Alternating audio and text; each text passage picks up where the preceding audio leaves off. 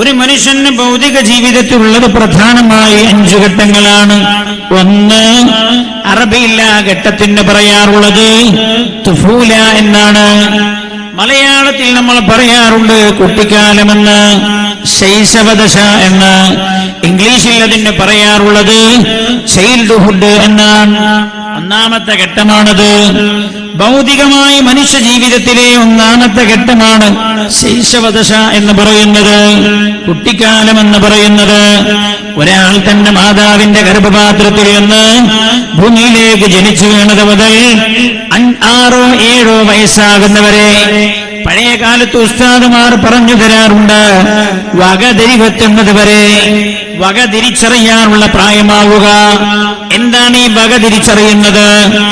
മലവും മൂത്രവുമെല്ലാം വക തിരിച്ചറിയുക. മൂത്രമുടിച്ചാൽ വൃത്തിയാക്കണമെന്ന്, മലം വിസർജിച്ചാൽ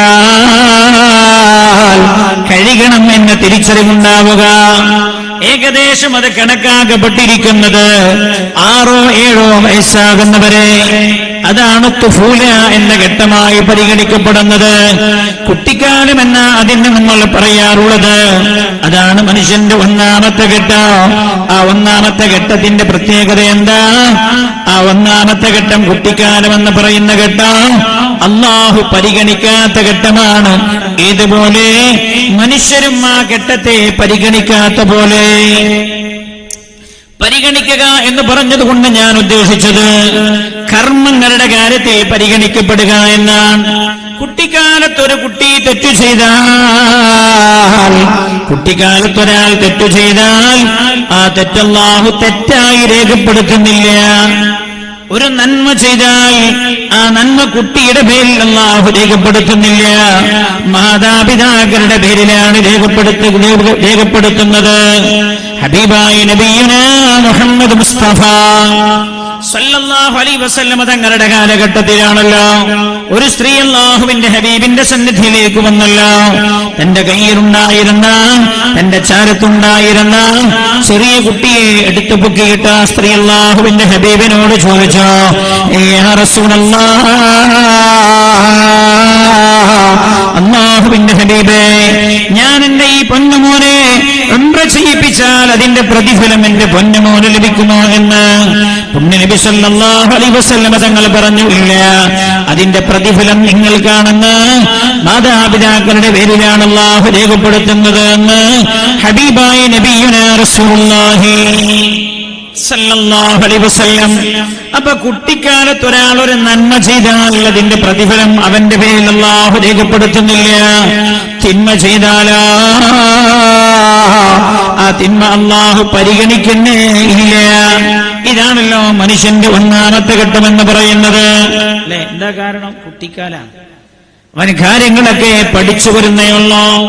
ഭൂമിയിലേക്ക് ഒരു മനുഷ്യൻ ജനിച്ചു വീടുന്ന സമയത്തുള്ള അവസ്ഥ എന്താണ് എന്റെ സഹോദര? ഖുർആൻ പറഞ്ഞത്, ലാ തഅലമൂന ശൈആ, ഒന്നും അറിയാത്തവരായിരുന്നു നിങ്ങളെന്ന് ഖുർആൻ. ഭൂമിയിലേക്ക് ഒരു മനുഷ്യൻ ജനിച്ചു വീണ സെക്കൻഡിൽ ഒന്നും അറിയാത്തവനായിരുന്നു മനുഷ്യൻ. ഒന്നും അറിയില്ലേനോ? ഒന്നും അറിയില്ലേനോ? വാട്സപ്പ് ഉപയോഗിക്കാൻ അറിയുന്നോ? അല്ല, ഉണ്ടില്ല. ഇല്ല.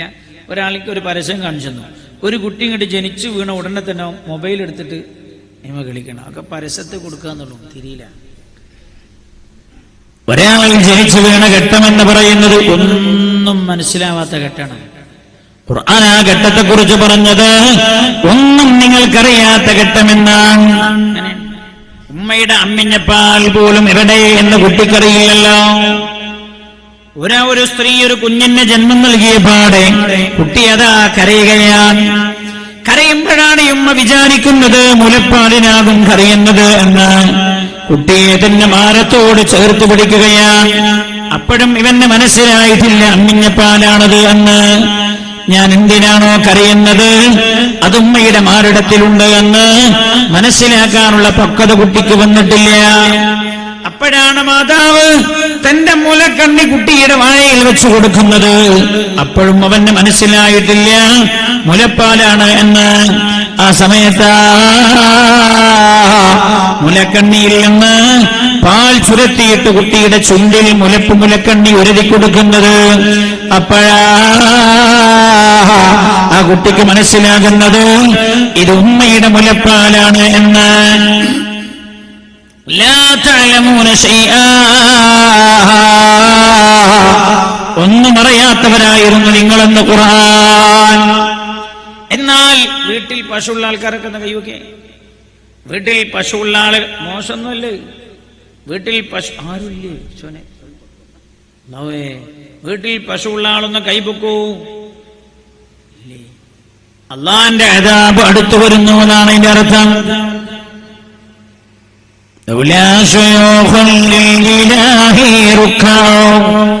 وصبية من اليتامى ومهملات في الفلاة ركعوا صب عليكم العذاب الأوجاع. മൃഗങ്ങൾ അല്ലാഹുവിന്റെ ശിക്ഷ തടഞ്ഞു വെക്കപ്പെടാൻ കാരണമാവും. എല്ലാ വീട്ടിൽ നിന്നും ഇറങ്ങിപ്പോയില്ലേ? കോഴിക്ക് പോലും ആവശ്യമുണ്ട് പായ കടയ്ക്ക്. നമ്മൾ വളർത്തുന്നില്ല. നീ ചില മനുഷ്യന്മാർക്ക് കാലിയെ വളർത്താൻ പൂതിയായിട്ട് പോലും സിറിയക്ക് പോവാ ആടിനെ മേക്കാൻ. അവനവന്റെ വീട്ടിലൊന്ന് വാങ്ങി വളർത്തുക ചെയ്യണ്ടേ? പശുക്കളെ, മൃഗങ്ങൾ അല്ലാഹുവിന്റെ ശിക്ഷ തടയപ്പെടാൻ കാരണമാകുമെന്ന് പുണ്യ നബി സല്ലല്ലാഹു അലൈഹി വസല്ലം തങ്ങൾ പഠിപ്പിച്ചിട്ടുണ്ട്. ഈ പശു നിങ്ങളുടെ വീട്ടിലില്ലെങ്കിലും പണ്ട് കണ്ടിട്ടുണ്ടാകുമല്ലോ. പശു കുഞ്ഞിന് ജന്മം നൽകിയാൽ പശു തന്റെ കുഞ്ഞിനെ ഇങ്ങനെ നക്കി തുടങ്ങും. ആ കുഞ്ഞ് എഴുന്നേറ്റ് നിൽക്കാൻ തുടങ്ങിയാൽ അതിന്റെ ചുണ്ട് കൊണ്ടുപോകുന്നത് ഇങ്ങോട്ടാ, അമ്മയുടെ അകിടിലേക്ക്. നിങ്ങൾ കണ്ടിട്ടുണ്ടോ വല്ല തള്ളപ്പശുവും തന്റെ കുഞ്ഞിനെ എടുത്തിട്ട് അകിടിലേക്ക് കൊണ്ടുപോകുന്നതില്ല. ആ കുഞ്ഞ് എഴുന്നേൽക്കാൻ തുടങ്ങിയാൽ അതിന്റെ ചുണ്ട് കൊണ്ടുപോകുന്നത് അമ്മയുടെ അകിടിലേക്കാണ്. ആലോചിക്കണം നിങ്ങൾ, മനുഷ്യന് ഉമ്മയുടെ അമ്മിഞ്ഞ പാൽ എവിടെയെന്ന് മനസ്സിലായില്ല.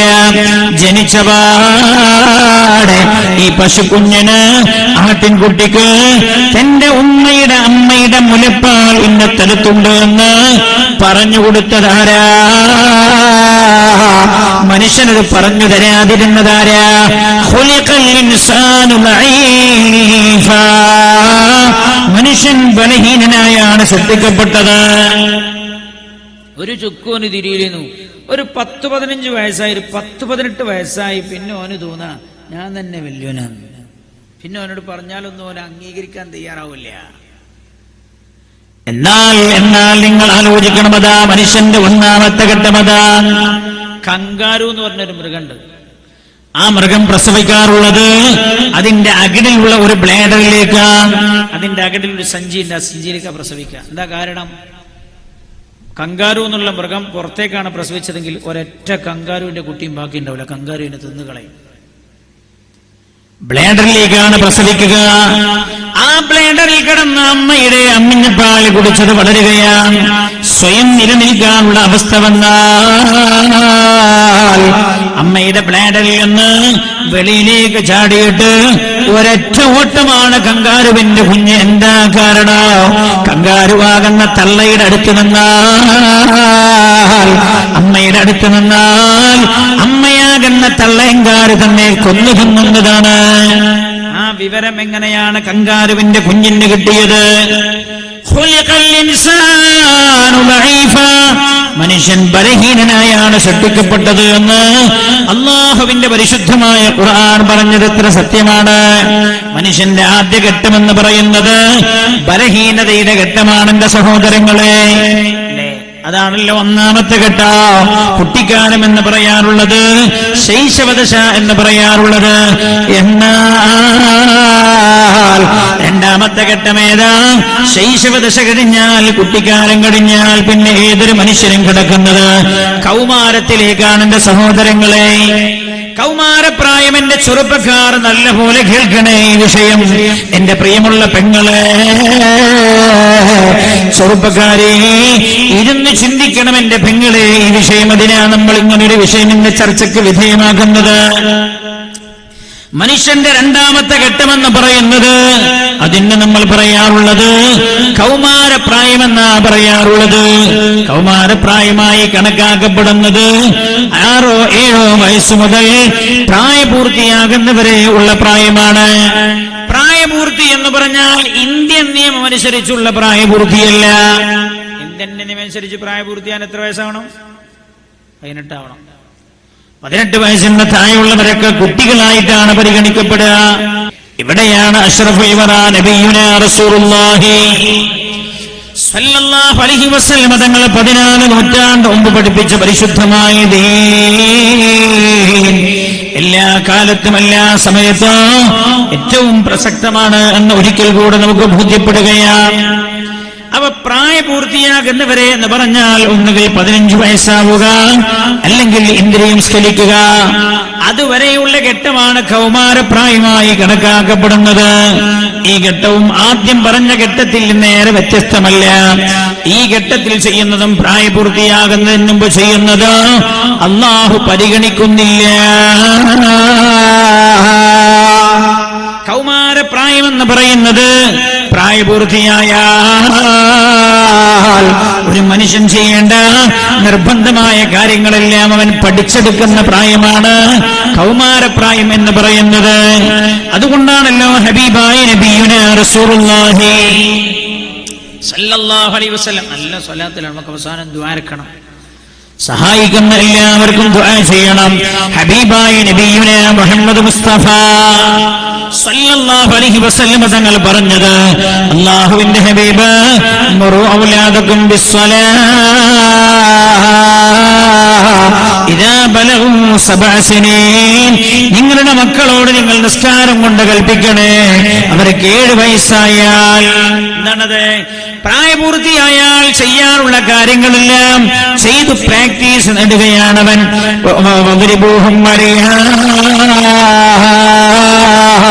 നിസ്കാരം ഉപേക്ഷിച്ചതിന്റെ പേരിൽ നിങ്ങൾ അവരെ അടിക്കണേ. ഇദാ ബലഗു 10 സിനീൻ, 10 വയസ്സായാൽ എന്ന് നബിയുനാ റസൂലുള്ളാഹി സല്ലല്ലാഹു അലൈഹി വസല്ലം അത് പ്രായപൂർത്തിയാകുന്നതോടുകൂടെ ചെയ്യാനുള്ള കാര്യങ്ങൾക്ക് പ്രാക്ടീസ് നേടലാണ് എന്റെ സഹോദരങ്ങളെ. കൗമാരപ്രായവും ആദ്യം നമ്മൾ പറഞ്ഞ ഘട്ടത്തിൽ നേരെ വ്യത്യസ്തമല്ല. വളർച്ചയുടെ ഘട്ടമാണല്ലോ അത്.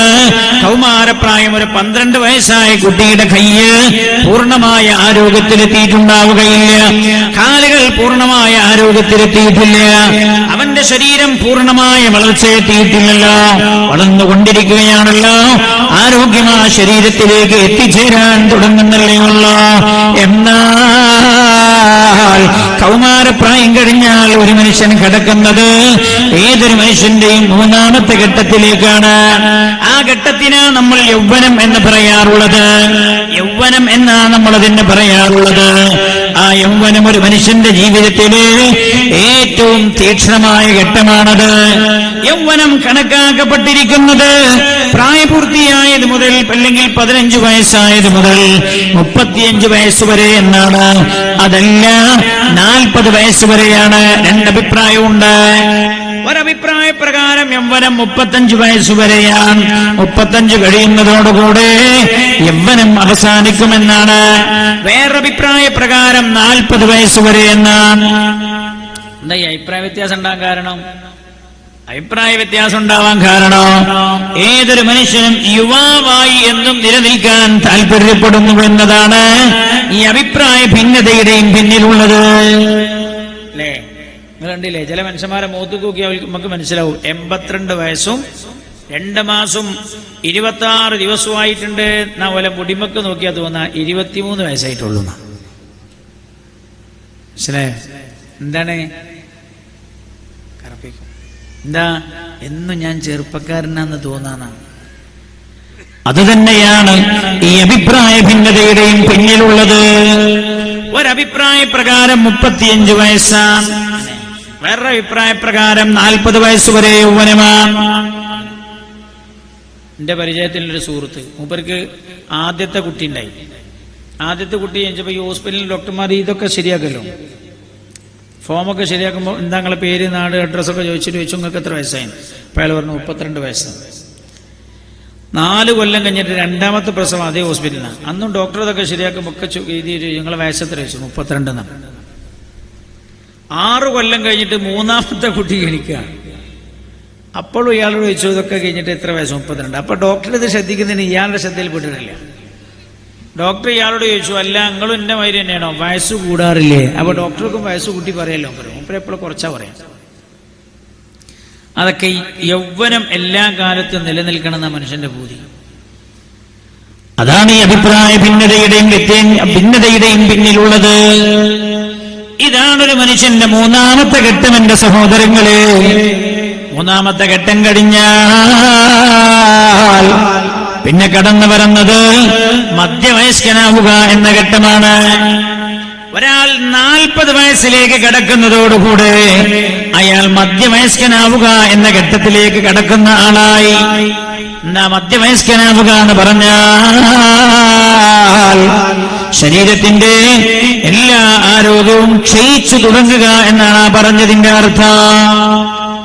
കണ്ണിന്റെ കാഴ്ച മങ്ങി തുടങ്ങുകയാണ്. അല്ലേ, എനിക്ക് 41 ഞാൻ കഴിഞ്ഞ കൊല്ലം വരെ 2 മാസം മുമ്പ് കണ്ണടച്ച്. എന്താ കണ്ണിന് മങ്ങല?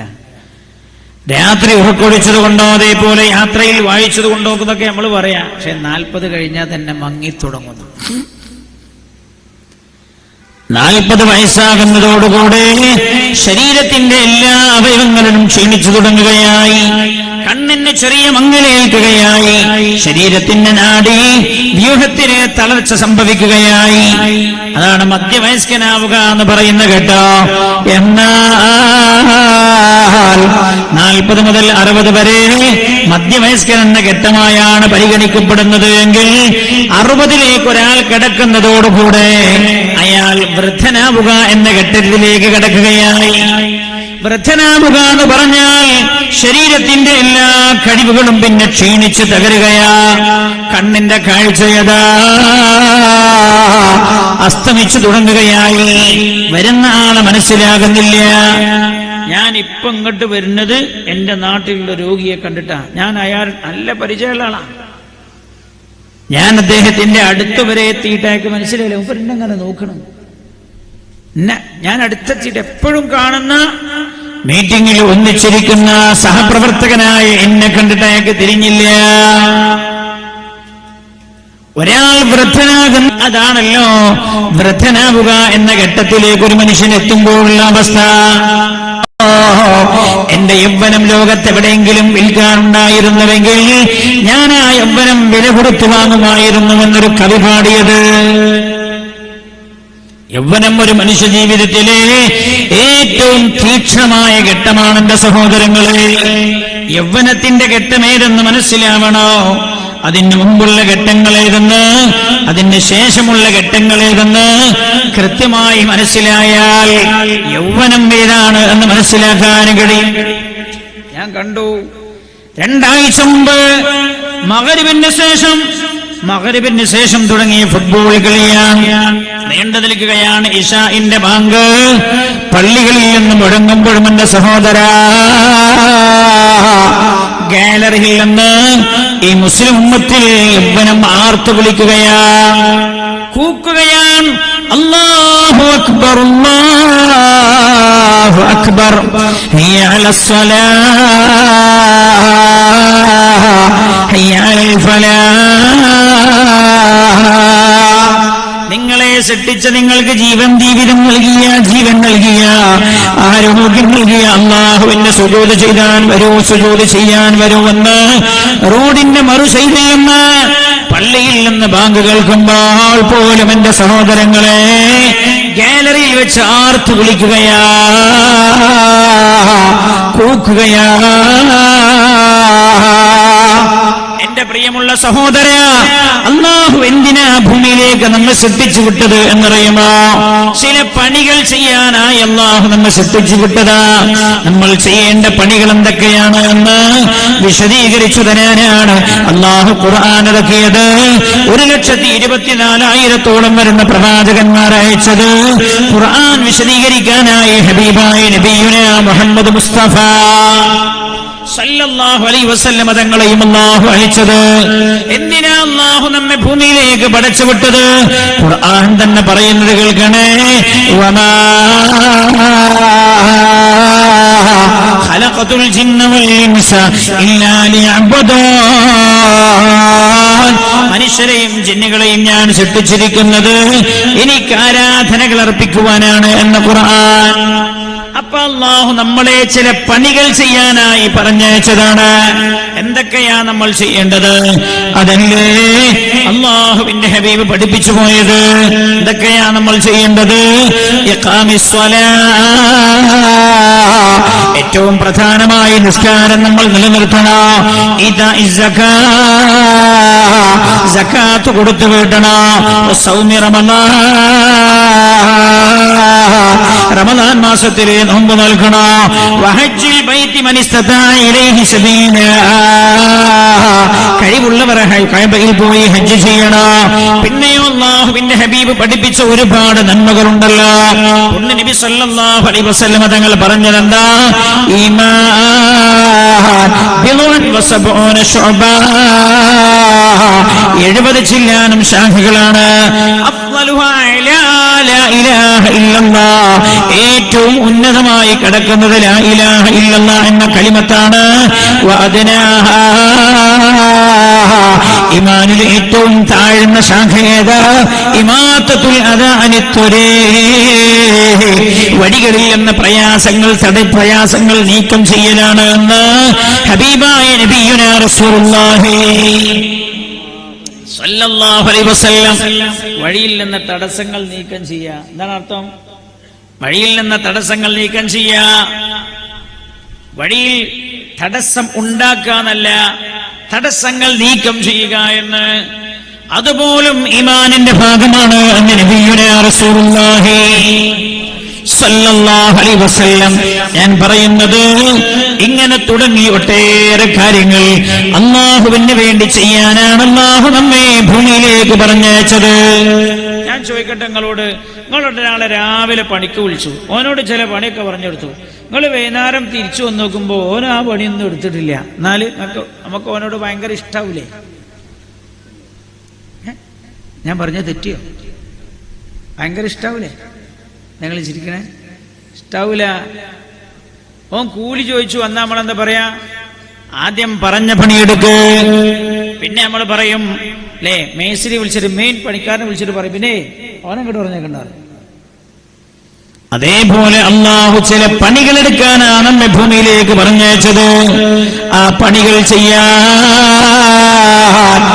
ഏറ്റവും പറ്റിയ കാലം ഏതാണെന്നറിയുമോ എന്റെ സഹോദര? യൗവനമാണ് എന്റെ സഹോദരങ്ങളെ. ഒട്ടേറെ ചെറുപ്പക്കാരെ സദസ്യരുണ്ടല്ലോ, വയല് കേട്ടുകൊണ്ടിരിക്കുന്നവരുടെ കൂട്ടത്തിലുണ്ടല്ലോ. ഇതുപോലെ ഒരു കാലഘട്ടം ജീവിതത്തിൽ ഇനി ലഭിക്കാനില്ല എന്റെ സഹോദര. നിങ്ങളുടെ 23-ാമത്തെ വയസ്സുണ്ടല്ലോ, 24 ഉണ്ടല്ലോ, 28 ഉണ്ടല്ലോ.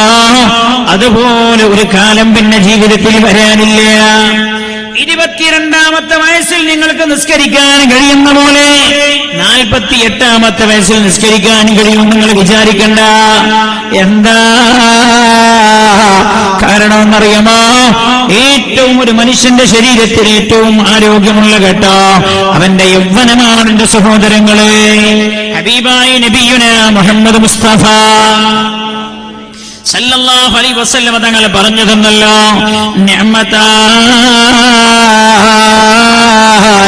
രണ്ടനുഗ്രഹങ്ങൾ മഖ്ബൂനൻ ഫീമാ കസീറുൻ മിനന്നാസ്. ആ രണ്ടനുഗ്രഹങ്ങളിൽ അധിക ആളുകളും വഞ്ചിതരാണ്. നബി സല്ലല്ലാഹു അലൈഹി വസല്ലം തങ്ങൾ പറയാ, ആ രണ്ടനുഗ്രഹങ്ങളും വേണ്ട വിധം ഉപയോഗപ്പെടുത്തുന്ന കാര്യത്തിൽ അധിക ആളുകളും പരാജയപ്പെട്ടു പോകുന്നുവെന്ന് റസൂലുള്ളാഹി സല്ലല്ലാഹു അലൈഹി വസല്ലം എന്ന റസൂലുള്ളാഹി പറഞ്ഞിട്ടുണ്ട്. അസ്സഹത്തു വൽ ഫറാഹ്, ഒന്ന് ആരോഗ്യമാണ്, മറ്റൊന്ന് ഒഴിവ് സമയമാണ് എന്ന് നബിയുനാ റസൂലുള്ളാഹി. ഒരു മനുഷ്യന്റെ ആരോഗ്യപ്രദമായ ഏറ്റവും പ്രധാന ഘട്ടേത യൗവന. അത് തിരിയണോ? അതിന്റെ ശേഷമുള്ള ജീവിതത്തെ കുറിച്ച് മനസ്സിലാവും. ഞാൻ നിങ്ങൾക്കൊരു കഥ പറഞ്ഞു തരാം. കഥ ഇഷ്ടാണോ? കഥ ഇഷ്ടാണോ? ഇല്ലേ? നിങ്ങൾക്ക് ഇഷ്ടമല്ല എന്താന്ന് പറഞ്ഞാൽ ഞാൻ അടുത്ത് വരുമ്പോൾ പോയിട്ട് വരാലോ. ഒരു കഥ പറഞ്ഞത്. കഥ എന്തിനാ ഞാൻ പറഞ്ഞത്? നിങ്ങൾ കഥ കേൾക്കാൻ അല്ല പറഞ്ഞത്. ഇത് ജീവിതത്തെ ചിത്രീകരിക്കുന്ന ഒരു കഥയാണ്. ജീവിതത്തെ കുറിച്ച് പുണ്യ നബി സല്ലല്ലാഹു അലൈഹി വസല്ലം തങ്ങൾ പലതും നമുക്ക് പറഞ്ഞു തന്നിട്ടുണ്ടല്ലോ. പല യാഥാർത്ഥ്യങ്ങളും പറഞ്ഞു തന്നല്ലോ. പുണ്യ നബി സല്ലല്ലാഹു അലൈഹി വസല്ലം തങ്ങൾ പറഞ്ഞു, ജീവിതമെന്ന് പറഞ്ഞാൽ സലാത്തു ലഹ്ളാത്ത്, 3 സെക്കൻഡുകളാണ് ഒരു മനുഷ്യന്റെ ജീവിതത്തിലുള്ളത് എന്ന് ത്വാഹ റസൂലുള്ളാഹി സല്ലല്ലാഹു അലൈഹി വസല്ലം. എത്ര അർത്ഥവത്താണ് വാക്ക്. ഒന്ന് ലഹളത്തുൻ ഖലത്ത്, കഴിഞ്ഞു പോയ സെക്കൻഡാണ്. ആ സെക്കൻഡ് ഒരിക്കലും തിരിച്ചെടുക്കാനും കഴിയില്ല. 2 വലഹളത്തുൻ ആതിയാ, കടന്നു വരാനുള്ള സെക്കൻഡാണ്. ആ സെക്കൻഡിൽ നമ്മൾ ഉണ്ടാകുമോ എന്ന് പറയാനും പറ്റില്ല. ആ സെക്കൻഡിൽ നമ്മൾ ഉണ്ടോ എന്ന് പറയാൻ പറ്റുമോ? അബ്ദുൽ കലാം ഇന്ത്യയുടെ പ്രസിഡന്റ് ആയിരുന്നില്ലേ? 6:50 വരെ വായിക്കാനുള്ള ഉപന്യാസം എഴുതിയിട്ടാണ് അദ്ദേഹം തന്റെ ഉപന്യാസം അവതരിപ്പിക്കാൻ വേണ്ടി, പ്രബന്ധം അവതരിപ്പിക്കാൻ വേണ്ടി പോയത്. 6:20 ആകുമ്പോഴേക്ക് അയാൾ കുഴഞ്ഞു വീട് പോയല്ലോ. 6:50 വരെ വായിക്കാൻ എനിക്ക് സമയമില്ലെന്ന് പറയാൻ ഇന്ത്യയുടെ പ്രസിഡന്റായിരുന്ന അഗ്നി എന്ന മിസൈലിന്റെ വേഗത പറഞ്ഞിരുന്ന അബ്ദുൽ കലാമിന് കഴിഞ്ഞില്ല. തന്റെ വേഗത പറയാൻ കഴിഞ്ഞില്ല. ലഹളത്തുൻ ആതിയ, ഒന്ന് കടന്നു വരാനുള്ള സെക്കൻഡാണ്. ആ സെക്കൻഡ് നമ്പർ ഉണ്ടോ എന്ന് പറയാൻ കഴിയില്ല. 3-മത്തതാ വലഹളത്തുൻ അൻത ഫീഹാ, നിങ്ങളിപ്പോൾ ഉള്ള സെക്കൻഡാണ് എന്ന് നബിയുനാ റസൂലുള്ളാഹി സല്ലല്ലാഹു അലൈഹി വസല്ലം. അതുകൊണ്ട് ആ സെക്കൻഡ് ഉപയോഗപ്പെടുത്തിക്കൊള്ളുക. മഹാനായ മാലിക് ബിൻ ദിനാർ റളിയല്ലാഹു അൻഹു. ഏത് മാലിക് ബിൻ ദിനാറാ? കേരളത്തിങ്കൽ മുസൽമാന്മാർ പശ്ചിമാപാരങ്ങളിൽ നിന്ന് വൻകടൽ ചീറും തിരകൾ കടന്നോ ഹിമാലയമേറിയോ വന്നവരേറെയില്ല. എത്രയോ ദൂരം വഴി തെറ്റി നിൽക്കേണ്ട ഒരേ ചെറുമൻ പോയി തുപ്പിയിട്ടാൽ ചിത്രാം അവനെത്തിച്ചാരത്തടുത്തിടാം, ചുറ്റും പേടിക്കേണ്ട നമ്പരാരെ. ഇത്ര സുലഭവും ആശ്ചര്യവുമായി സിദ്ധിക്കും സ്വാതന്ത്ര്യ സൗഖ്യമെങ്കിൽ ബുദ്ധിയുള്ള ഒരാശ്രയം ഉപേക്ഷിച്ചു ബദ്ധരായി നിൽക്കുമോ ജാതി ജയിലിൽ എന്ന് കുമാരനാശാൻ ചോദിച്ച മാലിക് ബിൻ ദിനാറല്ല. താബീകരുടെ കൂട്ടത്തിൽ ഒരു മാലിക് ബിൻ ദിനാറുണ്ട്. വലിയ മഹാനാ, വലിയ സൂഫിയാണ്, വലിയ ചിന്തകനാ. മഹാനായ മാലിക് ബിൻ ദിനാർ റളിയല്ലാഹു അൻഹു പറഞ്ഞല്ലോ, മനുഷ്യ നീ നിന്നെ കുറിച്ച് ചിന്തിക്കുന്നില്ലേ? അവ്വലുക നുത്ഫത്തുൻ മദിറാ വആഖിറുക ജീഫത്തുൻ ഖദിറാ വഅൻത ബൈനഹുമാ തഹ്മിലുൽ അദറാ. മഹാനായ മാലിക് ബിൻ ദിനാർ റളിയല്ലാഹു അൻഹു, ചെറുപ്പക്കാരെ ആലോചിക്കണം. നമ്മുടെ അഡ്രസ് പറഞ്ഞു തരികയാണ് മാലിക് ബിൻ ദിനാർ റളിയല്ലാഹു അൻഹു. എന്താ പറഞ്ഞത്? അവ്വലുക നുത്ഫത്തുൻ മദിറാ, നിന്റെ ആദ്യമെന്ന് പറഞ്ഞാൽ അവ്വലുക നുത്ഫത്തുൻ മദിറാ, നിന്റെ തുടക്കമെന്ന് പറയുന്നത് ആളുകൾ കണ്ടാൽ അറുപ്പും വെറുപ്പും വെളിവാകുന്ന ഇന്ദ്രിയത്തുള്ളിയായിരുന്നു നീ. വആഖിറുക ജീഫത്തുൻ ഖദിറാ,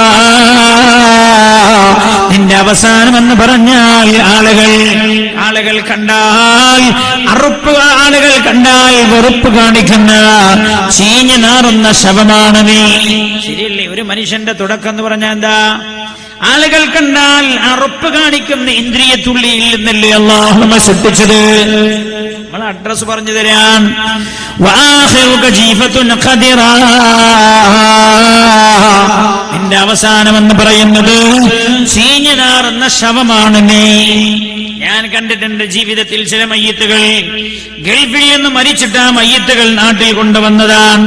ഒരു പ്രത്യേകമായ പെട്ടിയിൽ അടക്കം ചെയ്താണ് കൊണ്ടുവന്നത്. എല്ലാവരും നല്ല ഉഷാറായിട്ട് കുടിക്കും. നമ്മളെ പരിപാടിയൊക്കെ അള്ളാഹു വിജയിപ്പിച്ചു തരട്ടെ.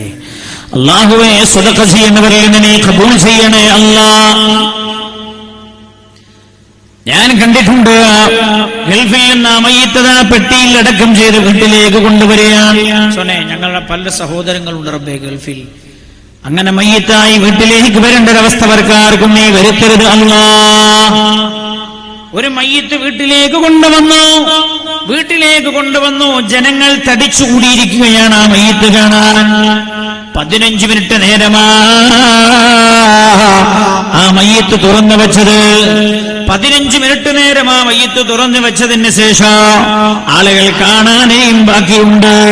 ഒരു കുടുംബക്കാരൻ എഴുന്നേറ്റ് നിന്നോ, ഒരു സ്റ്റൂളിൽ എഴുന്നേറ്റ് നിന്നിട്ട് അവിടെ കൂടി ജനസഞ്ചയത്തോട് പറഞ്ഞു, 20 മിനിറ്റിലധികം ഈ മയ്യിത്ത് ഈ പെട്ടി തുറന്നു വെക്കാൻ പറ്റില്ല.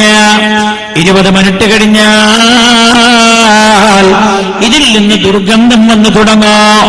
അതുകൊണ്ട് 5 മിനിറ്റ് സമയം നിങ്ങൾ അനുവദിക്കണോ. ഇയാളുടെ ഉമ്മാക്കും ഭാര്യക്കും പെങ്ങന്മാർക്കും ഈ മയ്യിത്ത് കാണിച്ചു കൊടുക്കാനാ. കാണാത്തവർ ക്ഷമിക്കണേ എന്ന് നിങ്ങൾ ആലോചിക്കണം എന്റെ സഹോദരങ്ങളെ. ആരുടെ ശരീരത്തെ കുറിച്ചായി പറയുന്നത് എന്ന്? എന്റെയും നിങ്ങളുടെയും ശരീരത്തിൽ നിന്ന് റൂഹങ്ങ് പോയാൽ പിന്നെ ചീഞ്ഞു നാറുന്ന ശവമായി നമ്മുടെ ശരീരങ്ങൾ മാറുകയാണ്. അതല്ലയോ മനുഷ്യ നിന്റെ അവസാനം. വഅൻത ബൈനഹുമാ തഹ്മിലുൽ അദറാ. ഇത് രണ്ടിന്റെയും ഇടക്ക് നീ ചെയ്യുന്ന പണി എന്താ? മലം ചുമന്നു പോകുന്ന വണ്ടിയല്ലേ നീ? മാലിക് ബിൻ ദിനാർ റളിയല്ലാഹു അൻഹു ചോദിച്ചതാണ്. ശരിയല്ലേ? നമ്മളിപ്പോ ചെയ്യുന്ന പണി എന്താ? മലങ്ങനെ ചുമന്ന് നടക്കുക.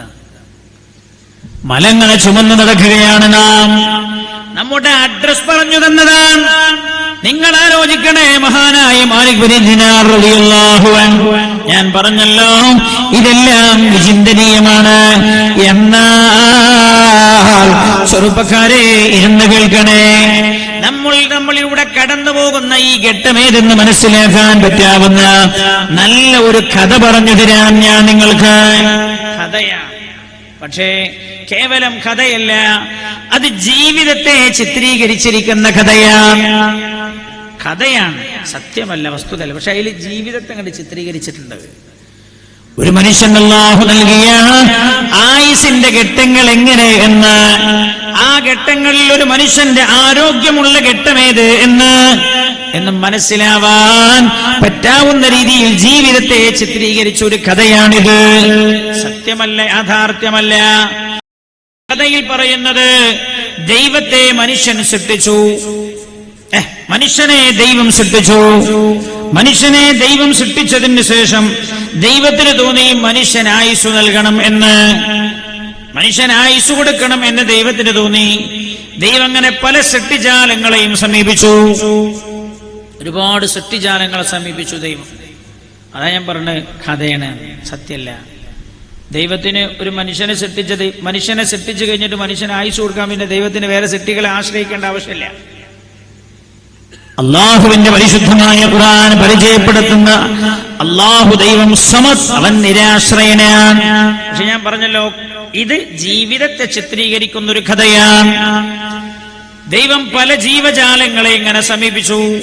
സിംഹം, കടുവ, പുലി, എല്ലാരോടും പറഞ്ഞു, ഞാനൊരു സൃഷ്ടി ഉണ്ടാക്കിയിട്ടുണ്ട്. മനുഷ്യൻ എന്ന സൃഷ്ടിയാണ്. ആ സൃഷ്ടിക്കൽപ്പം ആയുസ് തരണം എന്ന് പറഞ്ഞു. എല്ലാരും പറഞ്ഞത്രേ, ഞങ്ങൾ തരൂല, അവൻ ഞങ്ങളുടെ ആജന്മശത്രുവാണ്. മനുഷ്യൻ ഞങ്ങളുടെ ആജന്മശത്രുവാണ്, മനുഷ്യൻ ആയുസ് തരൂല. എല്ലാ ജീവജാലങ്ങളും ദൈവം ആരോടൊക്കെ ചോദിച്ചു, എല്ലാരും മുടക്കം പറഞ്ഞു. ദൈവം അങ്ങനെ ടെൻഷനായിട്ട് ഇരിക്കുകയാണ്. എത്ര സ്ഥലത്ത് കഥയാണേ, ഉറങ്ങിപ്പോരുതേ. നാളഞ്ച് കേട്ടിട്ട് ബുഹാരിയില്ല മുസ്ലിമില്ല എന്ന് പറയണ്ട, കഥയാണ്. എന്തിനാ അത് പറയണേ? ശരിക്ക് ആരോഗ്യമുള്ള ഘട്ടം ഏതെന്ന് വരച്ചു കാണിച്ചു തരും ഈ കഥ. അങ്ങനെ ദൈവം കനിഞ്ഞ് എന്ത് ചെയ്യുന്ന കരുതി ഇങ്ങനെ ഇരിക്കുന്ന സമയത്താണ് ആ വഴിക്കൊരു കുതിര ഇങ്ങനെ പോകുന്നത്. കുതിര ദൈവം ഇങ്ങനെ ക്ഷീണിച്ചിരിക്കുന്ന കണ്ടപ്പോൾ ചോദിച്ചത്ര, എന്താ ദൈവം എങ്ങനെ വിഷമിച്ചിരിക്കണം? അപ്പൊ പറഞ്ഞു, ഞാനൊരു സൃഷ്ടി ഉണ്ടാക്കി, മനുഷ്യൻ എന്ന സൃഷ്ടി. ആ സൃഷ്ടിക്ക് കുറച്ച് ആയുസ് കൊടുക്കണമെന്ന് തോന്നി. ആരോട് ചോദിച്ചിട്ട് ആരും ആയുസ് തരുന്നില്ല. ഞാൻ പല ആളുകളെയും സമീപിച്ചു, എല്ലാവരും പറഞ്ഞു ഞങ്ങൾ ആയുസ് തരൂല എന്നാണ്. അപ്പൊ കുതിരക്ക് ദയനീയത തോന്നി, ദൈവം ഇങ്ങനെ ഇരിക്കണം കണ്ടപ്പോൾ. അപ്പൊ ദൈവത്തോട് പറഞ്ഞു, വിഷമിക്കണ്ട ദൈവമേ, എൻ്റെ ആയുസ്സിന്ന് ഒരു 30 വയസ്സ് ഞാൻ തരാം. അങ്ങനെ മനുഷ്യൻ ആദ്യത്തെ 30 കൊടുത്തത് ആരാ? കഥേണെ കുതിരയാണ്. ആദ്യത്തെ 30 കൊടുത്തത് കുതിര. അപ്പൊ ദൈവത്തിന് പിന്നെ പിറ്റേ ദിവസം ദൈവത്തിന് ഭയങ്കര സന്തോഷമായി, നല്ല ഭയങ്കര ഉഷാറായി. മൂപ്പർക്ക് തോന്നി ഇതേപോലെ നല്ല മനസ്സുള്ള ജീവജാലങ്ങൾ ഇനിയും ഉണ്ടാവും. അപ്പൊ മൂപ്പര് പിറ്റേ തന്നെ പിന്നെ ഇറങ്ങി, ആയുസ് ചോദിച്ചിറങ്ങി. അങ്ങനെയല്ലോ മദ്രസക്ക് പിരിവിന് പോയി. ആദ്യത്തെ സ്ഥലത്ത് നിന്ന് 4 ചീത്ത ഇട്ട്. അപ്പൊ തന്നെ മാനസികമായി ടെൻഷനായി. പിന്നെ അടുത്ത സ്ഥലത്ത് പോയി. അപ്പോൾ അവൻ പറഞ്ഞു, നിങ്ങൾ മദ്രസ പൊളിക്കാൻ കണ്ട നേരം ഈ സാമ്പത്തിക പ്രശ്നത്തിലുള്ള സമയത്താണ് പൊളിക്കലെന്ന് ചോദിച്ചു. അപ്പൊ അതിലും വലിയ ടെൻഷനായി. അങ്ങനെ വൈകുന്നേരം വരെ പോയി ഒക്കെ ചീത്തയും വാക്കും കേട്ട് അവസാനം ഈ പിരിക്കാൻ പോയാൽ എന്ത് തീരുമാനിച്ചു പറയാം? നിങ്ങൾ ഇവിടുത്തെ മദ്രസ അല്ല കേട്ടോ, വേറൊരു മദ്രസനെ പറ്റി പറയാം. പിരിക്കാൻ പോയാൽ എന്ത് തീരുമാനിച്ചു? ഇനിയിപ്പോ സംഗതി ഇപ്പൊ ഏതെങ്കിലും അറബിനായിട്ട് കിട്ടുമോ നോക്കാം നമുക്ക് എന്നൊക്കെ പറഞ്ഞ് നിർത്തുക എന്ന് പറഞ്ഞപ്പോൾ കൂടുതലുള്ള ആൾ പറഞ്ഞു, ഇവിടെ ഉണ്ട് രാജാർ, ഇവിടെ ഒന്ന് കയറി വെക്കുക, അയാൾ നല്ല മനുഷ്യനാണ്, ആടിയും കൂടി ഒന്ന് കയറി വെക്കാൻ തന്നെ കയറിയതാണ്. കയറി ദൂര് പുല്ലുപോലത്തെ മനുഷ്യൻ. അയാൾ വിചാരിക്കണം എന്തറിയോ, എൻ്റെ കയ്യിൽ തന്നതൊക്കെ എൻ്റെ അള്ളാഹു എന്നെ മാനേജറായി ഏൽപ്പിച്ചതുപോലെ തന്നതാണ്. മാനേജർ ഏൽപ്പിച്ച പൈസ മുതലാളി വന്നിട്ട് ചോദിച്ചു, എന്ത് കാട്ടി? അത് ഞാൻ കൊടുത്തിട്ടില്ല, ഇവിടെ എന്നെ വെച്ചാന്ന് പറഞ്ഞാൽ അയാൾ അപ്പാരെ പിരിച്ചു വിടൂലേ? കൂലി കൊടുക്കേണ്ടവർക്കും കൊടുക്കാതിരുന്ന. അപ്പൊ ഇയാൾ മനസ്സിലാക്കിയത് റബ്ബെന്നെ ഏൽപ്പിച്ച അമാനത്താണ്. അയാൾ ഈ മദ്രസക്ക് പിരിവിനാണ് ആൾക്കാർ വന്നതെന്ന് കണ്ടപ്പോൾ തന്നെ ഇയാൾ എന്തോ ഒരു സ്വീകരിച്ചോലെ ഇരുത്തി. അപ്പൊ ഇയാൾ വെള്ളം എടുക്കാൻ വേണ്ടി പോകുമ്പോൾ പറഞ്ഞു, ആചാര്യ വെള്ളം ഒന്നും എടുക്കണ്ട. അല്ലല്ല, എനിക്ക് എന്റെ വീട്ടിൽ വന്നിട്ട് വെള്ളം കുടിക്കാതെ പോവേ. ഇയാൾക്ക് മനസ്സിലായാണ് എന്തിനാ അവര് വന്നേ? മോളെ കല്യാണിക്കാം പിരിവിനെ വന്നെന്ന് ഉറപ്പാ. എന്നിട്ട് പോലും ഇവരോട് പെരുമാറുന്ന രീതി അങ്ങനെയാണ്. അങ്ങനെ ഇയാളെ ഒക്കെ വെള്ളമൊക്കെ കൊടുത്ത് വെള്ളം കുടിച്ചതിന് ശേഷം ഇവർ ഇങ്ങനെ വിഷയം പറയുമ്പോൾ മൂപ്പര് നിലത്തായിരിക്കണ്. ഇവലൊക്കെ നല്ല ചെയറിൽ ഇരുത്തിയിട്ട് വിനയാന്യതനായിരിക്കാം. പോലെ പറഞ്ഞു, ഞങ്ങൾ ഇങ്ങനെയൊക്കെ ഉദ്ദേശം ഇങ്ങനെയൊക്കെ കാര്യങ്ങളുടെ 60 ലക്ഷം റുപ്യ വേണം, 80 ലക്ഷം അല്ലെ ഒരു കോടിയൊക്കെ വേണമെന്ന് പറഞ്ഞപ്പോൾ ഇയാൾ മുണ്ടാതെ വീട്ടിനകത്ത് പോയി. അപ്പോൾ സെക്രട്ടറി ഉണ്ട്, പ്രസിഡന്റ് അങ്ങനെ നോക്കണം. പ്രസിഡന്റ് തിരിച്ച് ഖജാൻജിയെ, കാരണം എന്തെങ്കിലും ഒന്ന് പറയണ്ടേ, ഇയാളൊന്നും മിണ്ടാതെ ഉള്ളിൽ പോയത്. ഇവലിങ്ങനെ നിരാശയായിട്ട് നിൽക്കുക. അവസാനം തന്നെ ഈ സെക്രട്ടറി ഖജാൻജിനോട് പറയുന്നുണ്ട്, ഈ സെക്രട്ടറി കേട്ടോ ഖജാൻജിനോട് പറയുന്നുണ്ട്, നീയല്ലേ പറഞ്ഞ നല്ല മനുഷ്യനൊക്കെ പറഞ്ഞ് കയറി, അയാളെ അന്നും മിണ്ടാതെ ഉള്ളിൽ പോയാലും ഒരു വിവരമില്ലല്ലോ, അയാൾ എന്തേലും ഒന്ന് പറയണ്ടേ, നിങ്ങൾ പോയിക്കോളിന്നോ അല്ലേ, പിന്നെ ഇപ്പം എനിക്ക് എന്തെന്നും പറയാതെ അയാൾ ഉള്ളിൽ പോയി എന്നൊക്കെ പറഞ്ഞ് ഇങ്ങനെ ഇരിക്കുകയാണ്. അപ്പം അയാൾ ഇങ്ങനെ ചിരിച്ചുകൊണ്ട് വന്നിട്ട് ഒരു ചെക്ക് കൊടുത്തപ്പോൾ സെക്രട്ടറിന്റെ പ്രസിഡന്റിന്റെ കയ്യിലാണ് കൊടുത്തത്. പ്രസിഡന്റ് ഇങ്ങനെ നോക്കും. പ്രസിഡന്റിന്റെ കാഴ്ച നമ്മളെ ഈ ബാവക്കല്ല കേട്ടോ, മറ്റേ വയസ്സായ പ്രസിഡന്റിന്റെ കാഴ്ച കുറവായതുകൊണ്ട് പ്രസിഡന്റിനെ ഇങ്ങനെ നോക്കിയിട്ട് മനസ്സിലാവില്ല. പ്രസിഡന്റ് കരുതിയത് 5 കഴിഞ്ഞ് 3 പൂജം കഴിഞ്ഞ ശേഷം ഡോട്ടുണ്ടോ കുത്തിട്ടുണ്ടോന്ന് നോക്കണം. അവർക്ക് തിരിയില്ല. അവർ സെക്രട്ടറിന്റെ കൈ കൊടുത്തു. സെക്രട്ടറി കുറച്ച് ചെറുപ്പക്കാരനാണ്. സെക്രട്ടറി ഇങ്ങനെ നോക്കിയിട്ട് ഓലി കരുതി 5000 റുപ്യ. 5000 അല്ലത് 5 ലക്ഷം റുപ്യ. മറ്റാൾ കണ്ണൊക്കെ ഒന്ന് തുടച്ചിട്ട് നോക്കുക. ദൂരെ നല്ല മനുഷ്യൻ. അപ്പൊ ഈ പ്രസിഡന്റിനും സെക്രട്ടറിക്ക് പിന്നെന്താ തോന്നുക? ഇനി നിർത്തിയേക്കാൻ തോന്നുന്നു? ഇല്ല. ഇതേപോലത്തെ ഒരു 10 മനുഷ്യന്മാരെ കിട്ടിയാലേ നമ്മളെ പണി തീരുന്ന രീതിയിൽ പിന്നെ നേരത്തെ ഇറങ്ങും. ദൈവം പിറ്റേ ദിവസം വീണ്ടും നേരത്തെ ഇറങ്ങി. പല ജീവജാലങ്ങളെ ഇങ്ങനെ സമീപിക്കുക. ദൈവത്തിന് തോന്നി 30 വയസ്സ് പോരെ മനുഷ്യന്. പക്ഷെ ഇന്നത്തെ മനുഷ്യന്മാരെ കണ്ടെങ്കിൽ ദൈവം വിചാരിച്ചനെ 30 തന്നെ വേണ്ട നമുക്കേക്ക്. കാരണം വയസ്സ് കൊടുത്തിട്ട് ഒരു പണിയില്ല. ഈ ആയുസൊക്കെ എന്താ ചെയ്യുന്ന വെച്ചാൽ റോഡിന്റെ സൈഡിൽ ഇരുന്നിട്ട്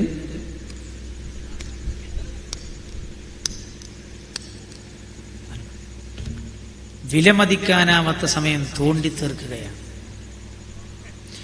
വിലമതിക്കാനാവാത്ത സമയം ഒരു സെക്കൻഡ് തിരിച്ചു കൊണ്ടുവരാൻ കഴിയോ? ഇല്ലല്ലോ. ഇതൊക്കെ തോണ്ടി തീർക്കുക. അപ്പൊ ഇന്നത്തെ മനുഷ്യന്മാരെ കണ്ടെങ്കിൽ ദൈവം വിചാരിച്ചു 30 തന്നെ മതി. പക്ഷെ ദൈവത്തിന് 30 പോരാ. പല ജീവജാലങ്ങളെ ഇങ്ങനെ സമീപിക്കുന്ന കൂട്ടത്തിൽ ദൈവം കഴുതയെ കണ്ടു. കഴുതയോട് വിഷയൊക്കെ പറയും. പറഞ്ഞപ്പോ കഴുത ചോദിച്ചു, കുതിര ദൈവം അങ്ങനെ വിഷയങ്ങളൊക്കെ പറഞ്ഞു, ഞാൻ ഞങ്ങളെ ഭയങ്കര വിഷമത്തിൽ ഇന്ന് പാവം കുതിര എന്നെ സഹായിച്ചു. ഇപ്പൊ കഴുത ചോദിച്ചു, കുതിരത്തിന് തന്ന്. അപ്പൊ ദൈവം പറഞ്ഞു 30 തന്ന്. അപ്പൊ കഴുത പറഞ്ഞു, കുതിര 30 അല്ല തന്ന്, എന്നാ ഞാനൊരു 30 തരാം. 30 കൂട്ടണം 30 = 60. ബീരാനാജി 1001 തന്ന്, എന്നാ ഞാനും 1001 തന്നെ, അതിന്റെ മേലെ പോണ്ടെന്നാ പറയുന്നത്. 60 വയസ്സായി. ദൈവത്തിന് തോന്നി 60 പോരാ, മനുഷ്യൻ കുറച്ചുകൂടി ജീവിച്ചോട്ടെ എന്ന് കരുതിന ദൈവം വീണ്ടും ഇങ്ങനെ പല സൃഷ്ടിജാലങ്ങളെ സമീപിക്കുന്ന കൂട്ടത്തിൽ ഒരു നായയെ കണ്ടു. നായ വലിയ നന്ദിയുള്ള ജീവിയാണ്. പല ജീവജാലങ്ങളും മനുഷ്യന് പലതും പഠിക്കാറുണ്ടല്ലോ അല്ലേ? ഖുർആനിൽ അതുകൊണ്ട് സൂറത്തുൽ ബഖറ, എന്താണ് ബഖറ എന്നോ? പശു അധ്യായം. ലോകത്ത് തുല്യതയില്ലാത്ത ഗ്രന്ഥത്തിലെ ഒരധ്യായത്തിന്റെ പേരാണ് സൂറത്തുൽ ബഖറ. ആ പശുവിൽ നിന്ന് ചില പാഠം പഠിക്കാനുണ്ട്. സൂറത്തുൻ നംൽ, ഉറുമ്പ് അധ്യായം. ഉറുമ്പിൽ നിന്ന് മനുഷ്യന് ചില പാഠങ്ങൾ പഠിക്കാനുണ്ട്. സൂറത്തുൻ നഹൽ, തേനീച്ച അധ്യായം. തേനീച്ചയിൽ നിന്ന് മനുഷ്യന് പഠിക്കാനുണ്ട്. അള്ളാഹുവിന്റെ എല്ലാ സൃഷ്ടികളിൽ നിന്നും മനുഷ്യന് പഠിക്കാനുണ്ട്. നായ വലിയ നന്ദിയുള്ള ജീവിയാണ് അല്ലേ? ഒരു ചെറിയ ഗുണം ചെയ്തു കൊടുത്തു ഒരു വാലിങ്ങനെ കണ്ടു, എന്നാ മനുഷ്യനോ തലകുത്തനെ 99 ഗുണം ചെയ്തു കൊടുത്തു. അവസാനം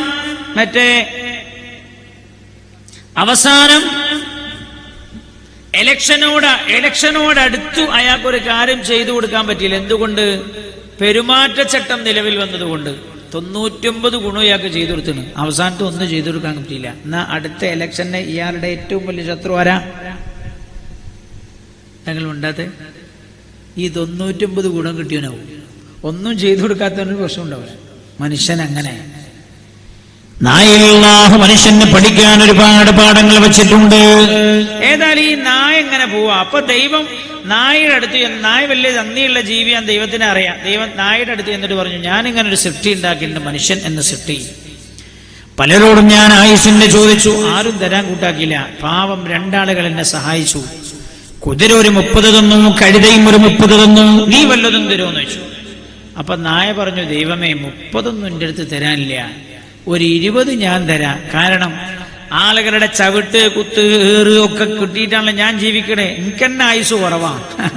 അതുകൊണ്ട് 30 തന്നാ പിന്നെ എനിക്കൊന്നും ഉണ്ടാവില്ല. ഒരു 20 ഞാൻ തരാം. 60 കൂട്ടണം 20 സമം 80. ദൈവത്തിന് തോന്നി പോരാ, കുറച്ചുകൂടെ ജീവിച്ചോട്ടെ. ദൈവം വീണ്ടും ഇങ്ങനെ പോകുന്ന സമയത്താണ് കുരങ്ങനെ കണ്ടത്.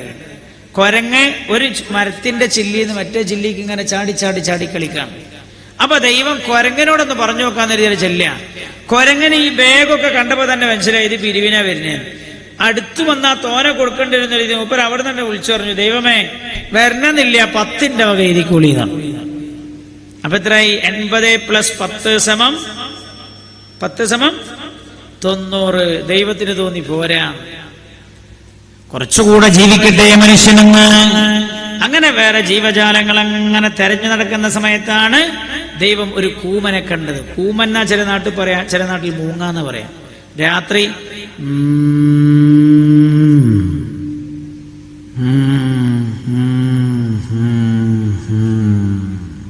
അപ്പൊ ചിലന്മാര് പറയല്, പഠിച്ചോനെ നാളെ ആരാണാവോ മരിക്കുക.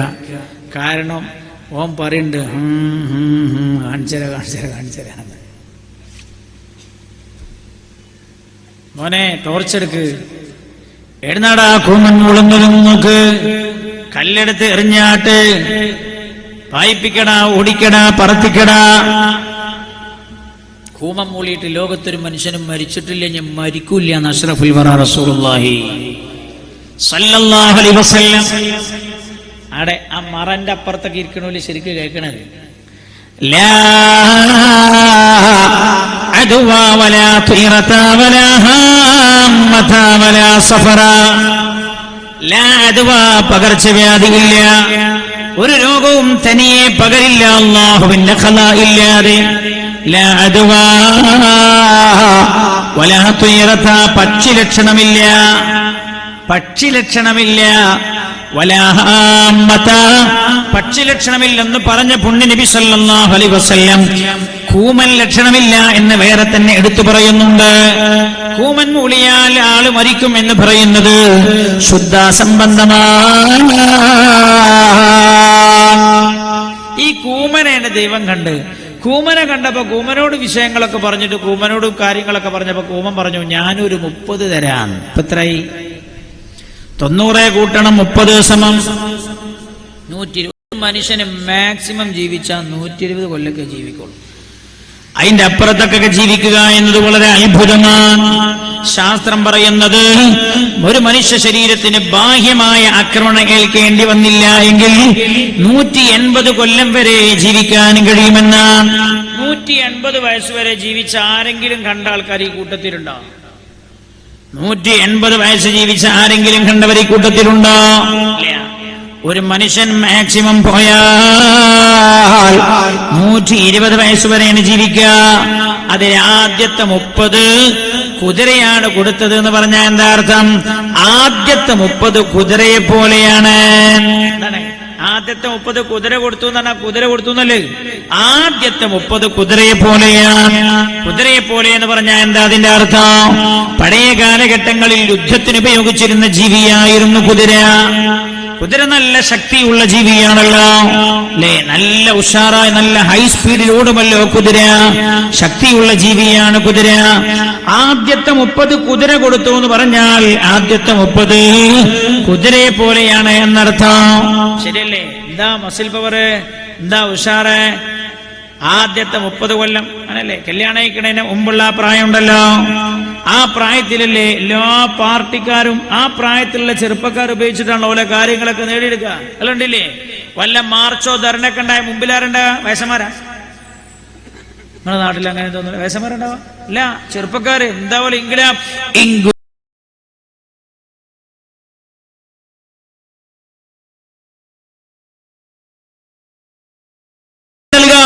ജീവൻ വേണോ? ജീവൻ നൽകാൻ ഉഷാർ. ആ കൂട്ടത്തില് കല്യാണം കഴിച്ച ഏതെങ്കിലും ഒരുത്തുണ്ടെങ്കിലോ ഓൻ മുണ്ടില്ല. എന്താ കാരണം? ഓനറിയാ രക്തം വേണോ രക്തം വേകാം, ജീവൻ വേണോ ജീവൻ നൽകാം. ജീവനായിട്ട് കൊടുത്താൽ എന്റെ ഓളും കുട്ടികളും ഒറ്റക്കാവും. അതുകൊണ്ടോ മുണ്ടൂല. ഈ വിളിക്കുന്ന ആൾക്കാരൊക്കെ വില വിളിക്കുക. 30 വയസ്സിന്റെ ചുവടയുള്ള വിവാഹം കഴിച്ചിട്ടില്ലാത്ത മേലോട്ട് നോക്കിയാൽ അസ്മാനഹേ, മേലെ ആകാശം, താഴ്ത്തു നോക്കിയ ഭൂമി, വേറെ ഒന്നിനോടും കടപ്പാടില്ലാത്തവർ. പ്രായം ആദ്യത്തെ 30 എന്ന് പറഞ്ഞാൽ ആരോടും കടപ്പാടില്ലാത്തൊരു പ്രത്യേകമായ പ്രായമുണ്ടല്ലോ അല്ലെ? എങ്ങനെ നമ്മൾ മനസ്സിലാക്കാരോടും കടപ്പാടില്ല, വളരെ ഫ്രീ ആയ സമയമാണല്ലോ അത്. വിവാഹം കഴിച്ചിട്ടില്ല, യഥേട്ടം ഫ്രീ ആയ സമയമുണ്ട്, നല്ല ആരോഗ്യമുള്ള ഘട്ടമാണത്. ആ ആദ്യത്തെ ഘട്ടമാണ് ഒരു മനുഷ്യ ജീവിതത്തിലെ ഏറ്റവും പ്രധാനമായ ഘട്ടം എന്റെ സഹോദരങ്ങളെ. രണ്ടാമത്തെ ഘട്ടം ഏതാ? രണ്ടാമത്തെ ഘട്ടം നമ്മൾ പറഞ്ഞല്ലോ 30 മുതൽ 60 വരെ ആയുസ് കൊടുത്തതാരാ? കഴുതയാണ് കൊടുത്തതെന്ന് പറഞ്ഞാൽ എന്താ? കഴുതയെ പോലെ എന്നാണ് ആ പറഞ്ഞതിന്റെ അർത്ഥം. എന്താ കഴുതയെ പോലെ എന്ന് പറഞ്ഞതിന്റെ അർത്ഥം? കഴുതയെ മനുഷ്യൻ ഭാരം ചുമക്കാൻ വേണ്ടി ഉപയോഗിക്കുന്ന ജീവിയാണ് കഴുത. കഴുതയുടെ മേലെ ഒരുപാട് ഭാരങ്ങൾ ഇങ്ങനെ എടുത്തു വെച്ചു നോക്കൂ. കഴുത പറയില്ല സ്റ്റോപ്പ്, മതിയോ എന്ന് പറയില്ല. എത്ര ഭാരം നിങ്ങൾ എടുത്തു വച്ചാലോ ആ ഭാരം ചുമന്നു പോകുമല്ലോ കഴുത. അതേപോലെയാണ് 30 മുതൽ 60 വരെ മനുഷ്യന്റെ സ്ഥിതി. 25ാമത്തെ വയസ്സിൽ ആപ്പോനെ കല്യാണം കഴിപ്പിച്ചു. 26-ൽ കുട്ടി, 27-ൽ കുട്ടി 1, 29-ൽ കുട്ടി 2, 31-ൽ കുട്ടി 3, 34-ൽ കുട്ടി 4, 36-ൽ കുട്ടി 5. എന്താ പുസ്തകങ്ങളിൽ പറഞ്ഞ്? നാം ഒന്ന് നമുക്കൊന്നാണ് ഇപ്പോ അല്ലേ? ഹംദോ ഹമാരേദോ, നമ്മൾ 2 നമുക്ക് 2. അവിടുന്ന് പോയി, അവിടെ നിന്ന് പോയി. ഹം ഏക് ഹമാരേ, നമ്മളൊന്നാണ്, നമ്മുടേതും ഒന്ന് മതി. ഇനി വരാൻ പോണ എന്താ നിങ്ങള്? ഹം ഹേ ദൂസര നഹി ജായേ, നമ്മളുണ്ട്, ഇനി വേറെ ശല്യത്തിനായി വേറൊരാൾ വേണ്ട. കണ്ട കാര്യങ്ങളുടെ പോക്ക്. അല്ലാഹു സുബ്ഹാനഹു വ തആല മക്കളെ സാലിഹീങ്ങളാക്കി തരട്ടെ.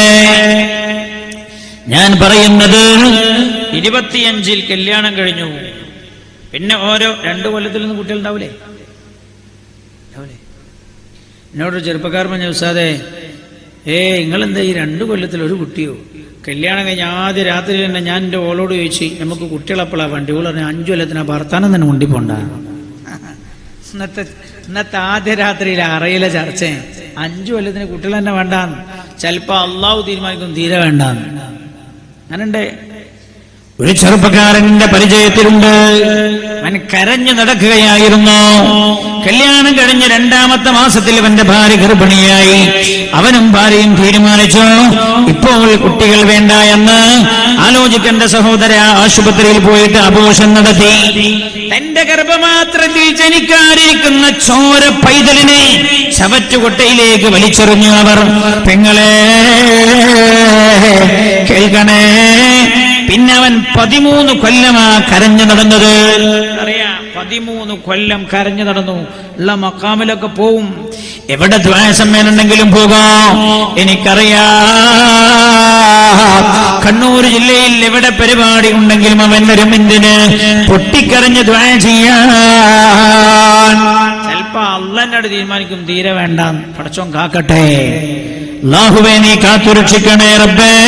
മക്കളില്ലാത്ത വല്ലവരും ഈ സദസ്സിലുണ്ടോ?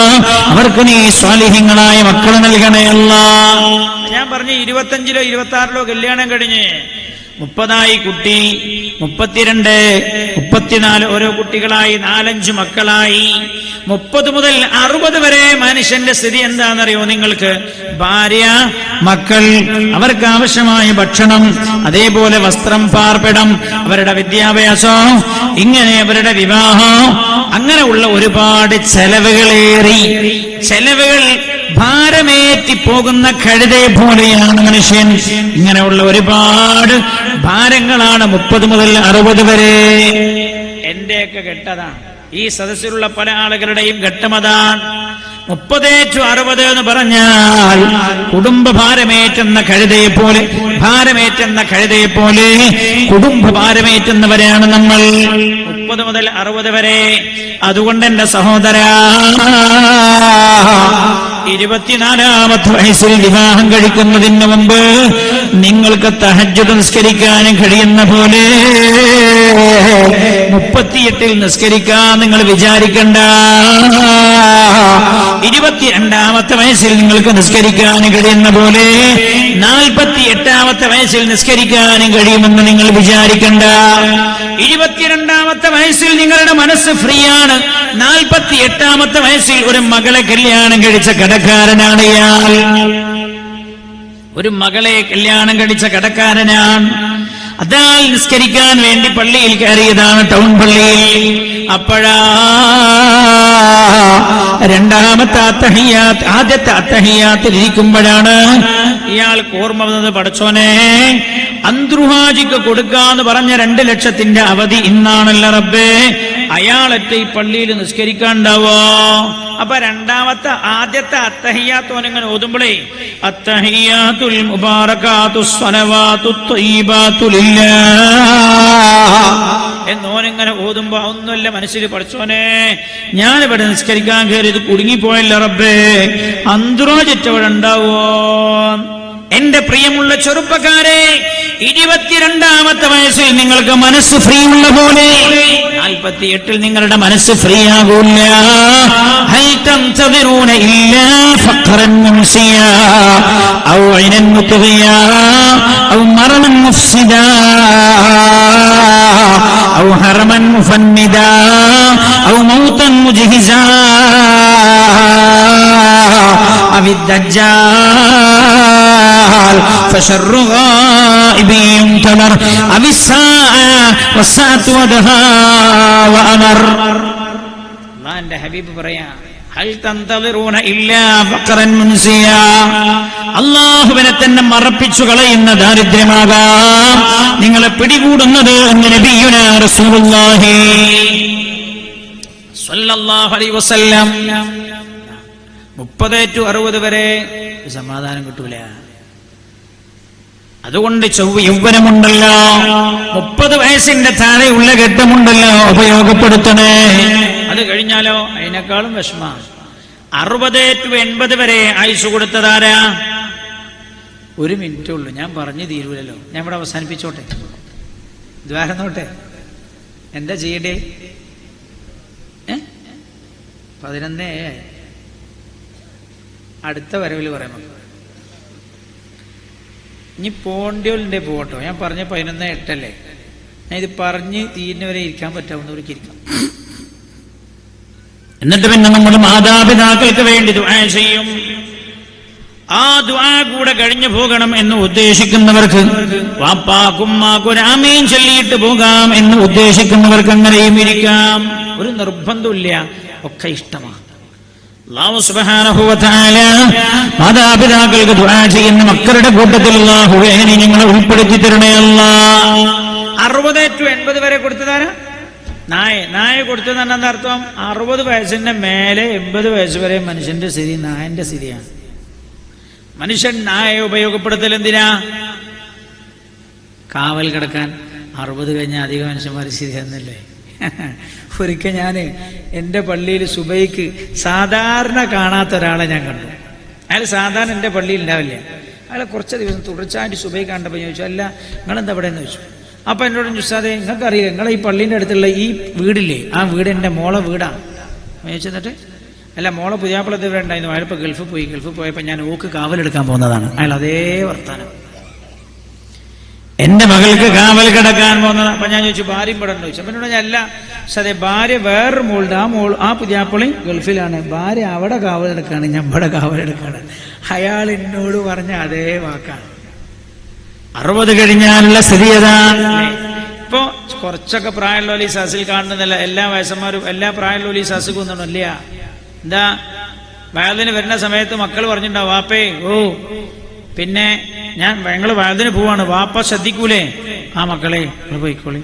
ആ മൂത്ത മോള്, വാപ്പേ ഞാൻ എൻ്റെ വലിയ മാല വെൽപ്പിൽ അയച്ചു വെച്ചിട്ടുണ്ട് കേട്ടോ, ഞാൻ ഏതെങ്കിലും കള്ളന്മാർ വേണ്ടേ? ആരും മാലൊന്നും ഇവിടെ അയച്ചു വെച്ചിട്ടില്ലേ? അങ്ങനെ പറയാൻ മൂത്ത മോള് പറയണ വാപ്പനോട്, വാപ്പേ എന്റെ മാല ഞാൻ അവിടെ അയച്ചു വെക്കാണ്. അപ്പൊ രണ്ടാമത്തെ മോള്, വള അവിടെ വെച്ചിട്ടുണ്ടേ, വാപ്പ ശ്രദ്ധിക്കൂലേ? ആ വാപ്പ കാവല് കിടക്കാം, വീട് ഉറങ്ങിപ്പോരുതേ. ഇല്ല മക്കളെ നിങ്ങൾ ദ്വാരക്കാൻ പറയും, പണ്ട് ഞാനേന്നു കൺവീനർ ചെയ്യാൻ കാവലെടുക്കാം.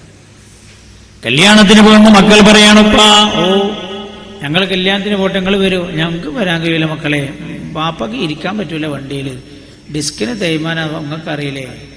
എന്നാ വാപ്പ ശ്രദ്ധിക്കൂലേ, ഞങ്ങളെല്ലാരും പോയിക്കോട്ടെ, ആരെങ്കിലും ഇവിടെ നിൽക്കണം, വേണ്ട നിങ്ങളൊക്കെ പോയിക്കോളി, വാപ്പ കാവലെടുക്കണം. രാത്രി വാപ്പക്ക് ഉറക്കം വരില്ല, രാത്രി കാവലെടുക്കണം. നായ ശ്രദ്ധിച്ചനങ്ങള് എന്തേലും ചെറിയ ശബ്ദം കേട്ടാൽ കുരക്കും. അതേപോലെ വാപ്പ രാത്രി ഞാൻ പരിഹസിക്കല്ലോ കേട്ടോ, ഏതൊരു മനുഷ്യന്റെ സ്ഥിതി അങ്ങനെ രാത്രി കുരക്കുക. 2 മണിക്ക് കഴിഞ്ഞ ആഴ്ച കല്യാണം കഴിഞ്ഞ മോളുണ്ട്, മോളും പിതാപ്പിളി വിരുന്ന് പാർക്കാൻ വന്നതാ. ഇയാളെ ചുമോണ്ട് ഇവർക്ക് ഉറങ്ങാൻ കഴിയില്ല. അപ്പോളാ പുതിയാപ്പിള പറഞ്ഞു, ഇനി മേലാൽക്ക് അങ്ങനെ എൻ്റെ വീട്ടിക്ക് വിരുന്ന് പാർക്കാൻ പറയാൻ വേണ്ടി തണ്ടൻ്റെ കൊര നിന്നിട്ട് വരണ്ട് ഞാന്. എന്താ ചുമക്കണ്? അല്ലാഹുവേ ആരോഗ്യം നിലനിർത്തി തരണേ റബ്ബേ. റഹ്മാനായ അല്ലാഹ് ആരോഗ്യം നിലനിർത്തി തരണേ റബ്ബേ. എന്റെ ചെറുപ്പക്കാരെ, 60 കഴിഞ്ഞിട്ട് തഹജ്ജുദ് ആരംഭിക്കാമെന്നൊരു മനുഷ്യൻ വിചാരിച്ചാൽ കഴിയില്ല എന്റെ സഹോദര. ടൈം പീസ് അയാൾ തിരിച്ചു വെച്ച് കടന്നതാണ്. ടൈം പീസ് തിരിച്ചു വെച്ചാ കടന്നത് 4 മണിക്ക് എഴുന്നേൽക്കണം എന്ന് കരുതിയിട്ട് സമയമാകുമ്പോൾ ടൈം പീസ് ടൈം പീസ് അതിൽ ശബ്ദം പുറത്തു വരുമല്ലോ, അയാൾ എഴുന്നേൽക്കാൻ ശ്രമിക്കുകയാണ്. എഴുന്നേറ്റപാടെ തലകറങ്ങി വീഴുകയാണ്. 64-ാമത്തെ വയസ്സ് മുതൽ ഒരു തഹജ്ജുദ് നിസ്കാരക്കാരനാകാം എനിക്കൊന്ന് ചെറുപ്പക്കാരാണ്. നിങ്ങൾ വിചാരിച്ചാൽ കഴിയില്ലെന്റെ സഹോദര. ഏറ്റവും നല്ല പ്രായമാണ് നമ്മിലൂടെ കടന്നുപോയിക്കൊണ്ടിരിക്കുന്നത്. സ്വർഗം വാങ്ങാൻ പറ്റുന്ന കാലമാണത്.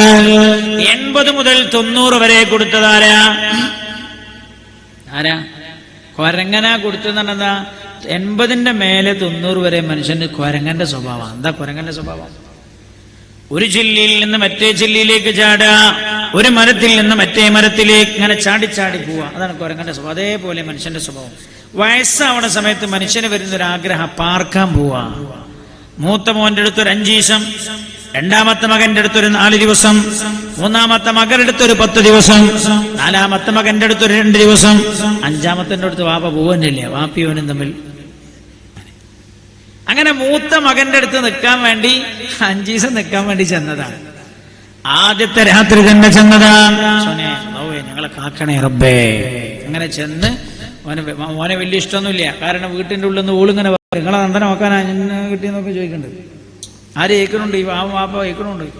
അല്ലാഹുവേ പഠിച്ചോനെ, മറ്റുള്ളവർക്ക് ഭാരമാകുന്നൊരവസ്ഥ വരെ ഞങ്ങളെ ആരെയും നീ പിന്തിക്കല്ല റബ്ബേ.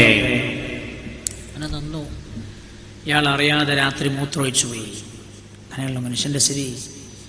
ومن نعمره ننكسه في الخلق أفلا يعقلون. വല്ലവർക്കും നമ്മൾ ആ ദീർഘായുസ് കൊടുത്താൽ അവനെ നാം സെട്ടിപ്പിൽ തലതിരിച്ചു കൊണ്ടുവരുമെന്ന് പരിശുദ്ധമായ ഖുർആൻ. സൂറത്തു യാസീനിൽ ഒരാൾക്ക് ദീർഘായുസ് കൊടുത്താൽ അയാളെ സെട്ടിപ്പിൽ തലതിരിച്ചു കൊണ്ടുവരുന്ന. അപ്പൊ 80 വയസ്സുള്ള ആരുടെ സ്ഥിതി? 2 വയസ്സുള്ള കുട്ടിയെ പോലെ. 90 വയസ്സുള്ള ആരുടെ സ്ഥിതി? 1 വയസ്സായ കുട്ടിയെ പോലെ. 100 വയസ്സുള്ള ആരുടെ സ്ഥിതി? 6 മാസമായ കുട്ടിയെ പോലെ.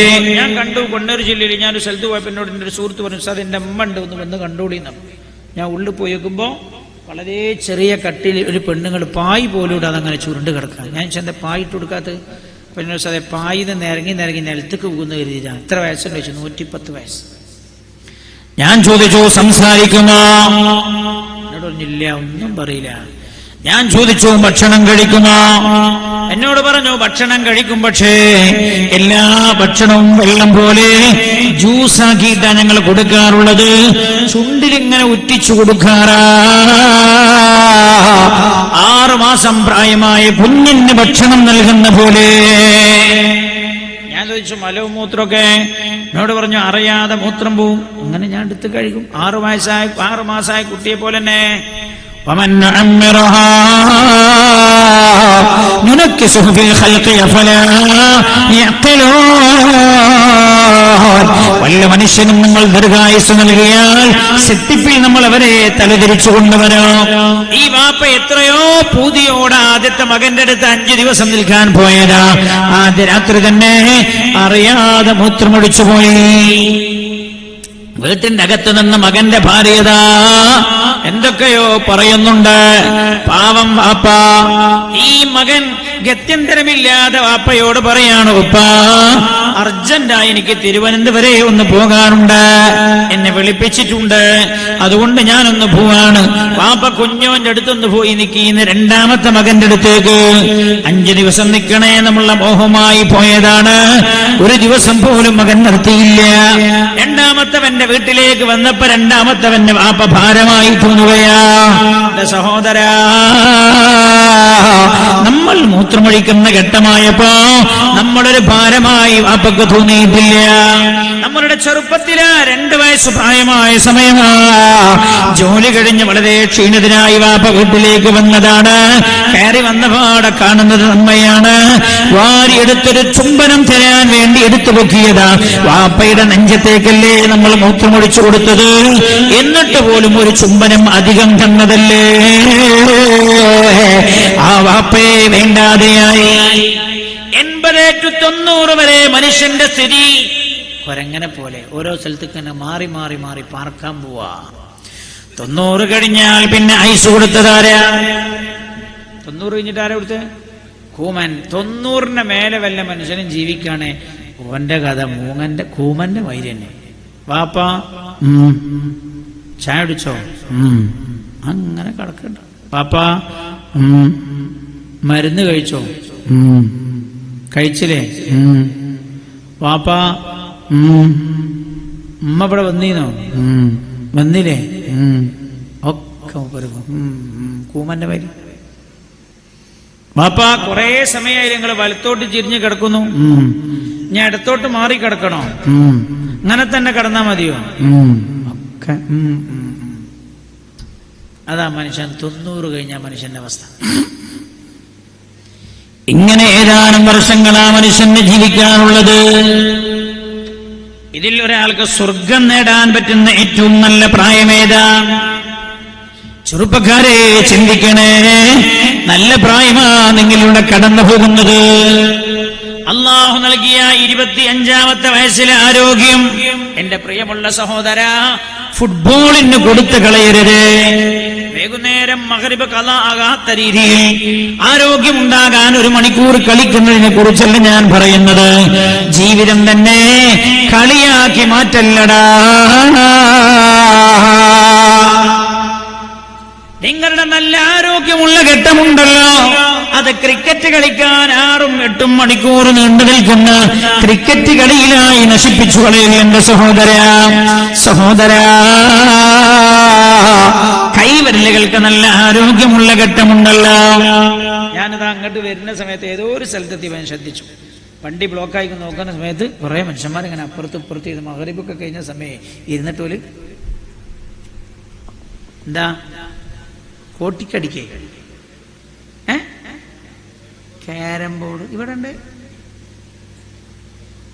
ഇവിടെ ഇല്ലല്ലോ, കുറവാന്നേ പറഞ്ഞിട്ടില്ല. അപ്പോൾ ഉണ്ടോ സംശയം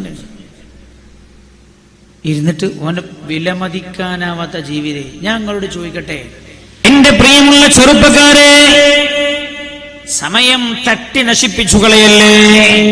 എന്റെ സഹോദര, ഉള്ള സമയം മുഴുവൻ വാട്സപ്പിലായി ചാറ്റിങ്ങിലായി കളയല്ല. എന്റെ പ്രിയമുള്ള സഹോദരങ്ങളെ, ജീവിത നമ്മൾ നശിപ്പിച്ചു കളയുന്നത് സമയമാ. നമ്മൾ നശിപ്പിച്ചു കളയുന്നത് തിരിച്ചു കിട്ടുകയേ ഇല്ല.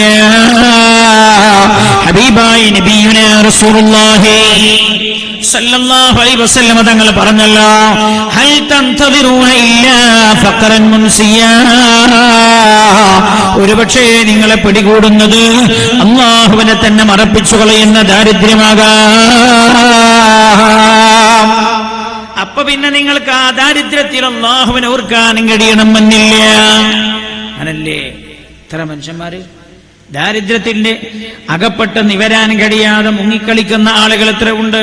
മുങ്ങിപ്പോയവർ അല്ലാഹു കാത്തുരക്ഷിക്കട്ടെ. നബി പറയാണ്, അല്ലാഹുവിനെ തന്നെ മറപ്പിച്ചു കളയുന്ന ദാരിദ്ര്യമാകാം നിങ്ങളെ പിടികൂടുന്നത്. 4-5 വലിയ ബിസിനസ് തുടങ്ങിയതായിരുന്നു, ബിസിനസ് ആകെ തകർന്നു പോയി. സുപ്രഭാതത്തിൽ ദാരിദ്ര്യം നമ്മളെ പിടികൂടാനല്ലോ. ഒരിക്കൽ ഞാൻ ഓർക്കുന്നു, എന്റെ റൂമിൽ ഒരാൾ വന്നിട്ട് പറഞ്ഞു, ഉസ്താദേ, എനിക്ക് നാളേക്ക് 50 ലക്ഷം റുപ്യ കിട്ടിയിട്ടില്ല എങ്കിൽ ഒരു കാറിന്റെ ഘട്ടം ചെലവഴിക്കലാണ് നല്ലത്. ഒരു മനുഷ്യന് ഒരു ദിവസം ജീവിക്കാൻ 50 ലക്ഷം റുപ്യ. അതാ ദാരിദ്ര്യം. അല്ലാഹു കാക്കട്ടെ. ആ സമയത്ത് നിസ്കരിച്ചാൽ നിസ്കാരം ശരിക്കാവും തോന്നുന്നത്.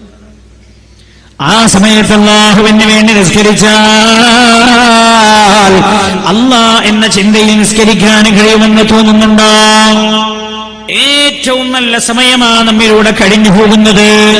ആ സമയം അല്ലാഹു അല്ലാത്തവർക്ക് വേണ്ടി കളയല്ലേ. മലപ്പുറത്തിന്റെ ഹൃദയത്തിലാണ് ഞാൻ പ്രസംഗിക്കുന്നത് എന്നെനിക്കറിയാം.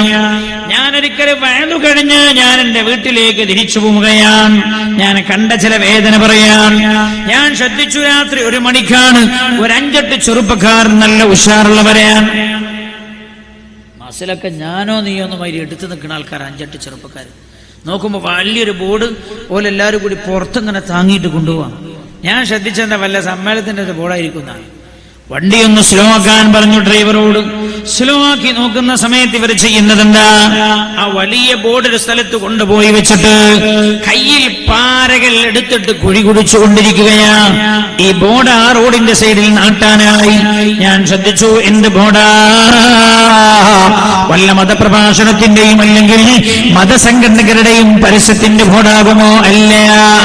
റൊണാൾഡോ എന്ന് പറയുന്ന അന്നത്തെ താരമായിരുന്ന വേൾഡ് ഫുട്ബോൾ രംഗത്ത് ഏറ്റവും മികച്ചു നിൽക്കുന്ന താരത്തിന്റെ വലിയ ചിത്രമുണ്ട്. ആ ഫ്ലക്സ് റോഡിന്റെ സൈഡിൽ നാട്ടിയിടാൻ അവർ കുഴി കുഴിക്കുകയാണ്. എന്റെ പ്രിയമുള്ള സഹോദരങ്ങളെ, റൊണാൾഡോ അറിയുന്നുണ്ടോ? ചെറുപ്പക്കാരാ, നീ എത്ര പണമാടടാ അതിന് വേണ്ടി മുടക്കിയത്? നിനക്ക് ആരോഗ്യം തന്ന റബ്ബിനാണോ നീ ആരോഗ്യം ചെലവഴിച്ചത്? അല്ലാഹുവിന്റെ മുമ്പിലുള്ള ചോദ്യമാണത്. അല്ലാഹുവിന്റെ മുമ്പിലുള്ള ചോദ്യമാണ്. ആലോചിച്ച് നോക്കൂ. 25-ാമത്തെ വയസ്സുകൊണ്ട് പണിന്താ? ജീവിതം മുഴുവൻ കളിച്ചു കളയാ. ഒരിക്കൽ പോലും ഈ ആരോഗ്യം തന്ന റബ്ബ് 3 മണിക്ക് എഴുന്നേറ്റിട്ട് 2 റക്അത്ത് നിസ്കരിക്കാൻ കഴിഞ്ഞിട്ടില്ല. ഹമുറാഹിമീനായ അല്ലാഹ് കാത്തുരക്ഷിക്കണേ റബ്ബേ. ഹൽ തൻതദിറൂന ഇല്ലാ ഫഖറൻ മുൻസിയാ. അള്ളാഹുവിനെ തന്നെ മറപ്പിച്ചു കളയുന്ന ദാരിദ്ര്യമാകാം നിങ്ങളെ പിടികൂടുന്നത്. അല്ല, നിങ്ങൾ മുതലാളിയായി വെക്കുക. അള്ളാഹുവിന്റെ ദീനിനെ എതിര് പ്രവർത്തിക്കാൻ നിങ്ങളെ പ്രേരിപ്പിക്കുന്ന സമ്പത്താകാം നിങ്ങളുടെ കയ്യിൽ വന്നു ചേരുന്നത്. അല്ലാഹു സുബ്ഹാനഹു വ തആല നന്ദിയുള്ളവരിൽ നമ്മൾ ഉൾപ്പെടുത്തട്ടെ. അള്ളാഹുവിന്റെ ദീനിനെ എതിര് ചെയ്യുന്ന സമ്പത്താകാം നിങ്ങളുടെ കയ്യിൽ വന്നു ചേരുന്നത്. ദോഷം ചെയ്യാൻ നിങ്ങളെ പ്രേരിപ്പിക്കുന്ന സമ്പത്താകാം. ഒരു പാവപ്പെട്ടവന്റെ കല്യാണം നടക്കാനാണ് ഗാനമേള ഉണ്ടാവും. നിങ്ങളെന്താ ഉണ്ടാവും ഇല്ല? എന്താ കാരണം? ഓന് കുട്ടിക്ക് സ്വർണം തന്നെ കൊടുക്കാൻ ഇറങ്ങാറാ, പിന്നെ ഗാനമേളക്ക് ആളെ വിളിക്കാൻ. നല്ലൊരു പണക്കാരനാണെങ്കിലോ, പണക്കാരനാണ് ഓന് തോന്നുന്നത് എന്താ ഒരു ഹരായാൽ എന്താ തിരക്കട്, അതുകൊണ്ട് ഒരു ഗാനമേളക്ക് ആളേൽപ്പിക്കാൻ തോന്നുന്നു. ഇനി സമ്പന്നനായി എന്ന് തന്നെ വെക്കുക. ആ സമ്പത്ത് അല്ലാഹുവിനെ എതിർ പ്രവർത്തിക്കാൻ പ്രേരിപ്പിക്കുന്നതാകാം. അതുകൊണ്ട് ശ്രദ്ധിക്കണേ എന്ന് പുണ്യനബി പിന്നെയോ മർദൻ മുഫ്സിദ, അല്ലെങ്കിൽ നിങ്ങളെ തന്നെ നശിപ്പിച്ചു കളയുന്ന രോഗമാകാം നിങ്ങളെ പിടികൂടുന്നത്. 40 വയസ്സാകട്ടെ, ഒരു ഉംറക്ക് പോയിട്ട് വേണം നന്നാകണമെന്ന് കരുതിയതാ. എന്നാൽ 38ാമത്തെ വയസ്സിലാണ് അവന് വയറിന്റെ ഭാഗത്തൊരു വേദന തോന്നിയത്. പരിശോധിച്ചു നോക്കി, ഡോക്ടർ 2 ആഴ്ചത്തേക്ക് മരുന്ന് കൊടുത്തോ, സുഖമായില്ല. സ്കാൻ ചെയ്തപ്പോഴാ അറിയുന്നത് വയറിൽ വലിയ മുഴയാണ് എന്നറിയുന്നത്. ഡോക്ടർ പറഞ്ഞു സുഖപ്പെടാനുള്ള യാതൊരു സാധ്യതയുമില്ല, 2 മാസമേ ഇദ്ദേഹത്തിന് ഞങ്ങൾ ആയുസ് കാണുന്നുള്ളവെന്ന്. എന്റെ സഹോദര, 40ാമത്തെ വയസ്സിൽ നന്നാവാം എന്ന് തീരുമാനിച്ചു നീ 39ാമത്തെ വയസ്സാകുമ്പോ മയ്യിത്ത് കട്ടിൽ കയറിയിട്ട് മയ്യിത്തായി ഖബറിലേക്ക് പോവുകയാണ് നീ. ഔ മറദൻ മുഫ്സിദ, നിന്നെ നശിപ്പിച്ചു കളയുന്ന രോഗമാകാം നിന്നെ പിടികൂടുന്നത്. നബി സല്ലല്ലാഹു അലൈഹി വസല്ലം ഞാൻ കണ്ടിട്ടുണ്ട്, എന്റെ ജീവിതത്തിൽ അനുഭവമുണ്ട്. പരിശുദ്ധമായ മക്ക മുക്കറമയിൽ ഉംറക്ക് വേണ്ടി പോയതാ. കൂടെ ആളുകളുണ്ട്. തവാഫ് കഴിഞ്ഞിട്ട് മത്താഫിൽ വെച്ച് ദുആ ചെയ്യുകയാണ്. കൂട്ടത്തിൽ ഒരാൾ എന്റെ ചെവിയിൽ വന്നിട്ട് പറഞ്ഞു, ഉസ്താദേ, എന്റെ അയൽവാസി ഉണ്ട്, 2 കണ്ണിന്റെയും കാഴ്ച പോയ ആളാ, കിഡ്നിയും നഷ്ടപ്പെട്ടു പോയ ആളാ, ദുആ ചെയ്യാൻ ഏൽപ്പിച്ചിട്ടുണ്ട്, ദുആ ചെയ്യണേ. ഉംറയെല്ലാം കഴിഞ്ഞ റൂമിലെത്തിയതിന് ശേഷം ഞാൻ അദ്ദേഹത്തോട് ചോദിച്ചു, എന്താണ് അയാളുടെ പ്രശ്നം? ചെറുപ്പക്കാരെ നന്നായി കേൾക്കണേ, ഞാൻ എന്റെ പ്രസംഗം അവസാനിപ്പിക്കുകയാ. സമയമില്ലല്ലോ നമുക്ക് പറയാൻ, സമയം അതിക്രമിച്ചു പോകുന്നുണ്ടല്ലോ. ദുആ ചെയ്ത് പിരിയണം നമുക്ക്. അല്ലാഹു റബ്ബുൽ ഇസ്സത്ത് നമ്മുടെ സദസ്സ് ദുആക്ക് ഉത്തരമുള്ള സദസ്സാക്കി തരട്ടെ. ഇദ്ദേഹം എന്നോട് പറയാണ്, അദ്ദേഹത്തിന്റെ അയൽവാസിയുടെ ഭാര്യ ഇദ്ദേഹം ഉംറക്ക് വരുന്നു എന്നറിഞ്ഞപ്പോ ദുആ ചെയ്യാൻ വേണ്ടി ഏൽപ്പിച്ചതാണ്. എന്താ പ്രശ്നം എന്നറിയോ നിങ്ങൾക്ക്? 32 വയസ്സുള്ള ചെറുപ്പക്കാരന്, ദുബായിലാണ് അദ്ദേഹത്തിന്റെ ജോലി, നല്ല ആരോഗ്യ ദൃഢഗാത്രന്, ഒരു കമ്പനിയുടെ പ്രധാനപ്പെട്ട സീറ്റിലാണ് അവൻ ഇരിക്കുന്നത്. 2 ലക്ഷം ഉറുപ്പികയാണ് മാസത്തിൽ ശമ്പളം. കേൾക്കണം എന്റെ പ്രിയമുള്ള ചെറുപ്പക്കാര്, ഏറ്റവും നല്ല സമയം നമ്മിലൂടെ കടന്നു പോവുകയാണ്. 2 ലക്ഷം ഉറുപ്പികയാണ് അദ്ദേഹത്തിന് ശമ്പളം. കമ്പനിക്ക് പ്രിയപ്പെട്ട ആളാ. ദുബായിലെ നല്ല സ്ഥലത്ത് തന്നെ നല്ല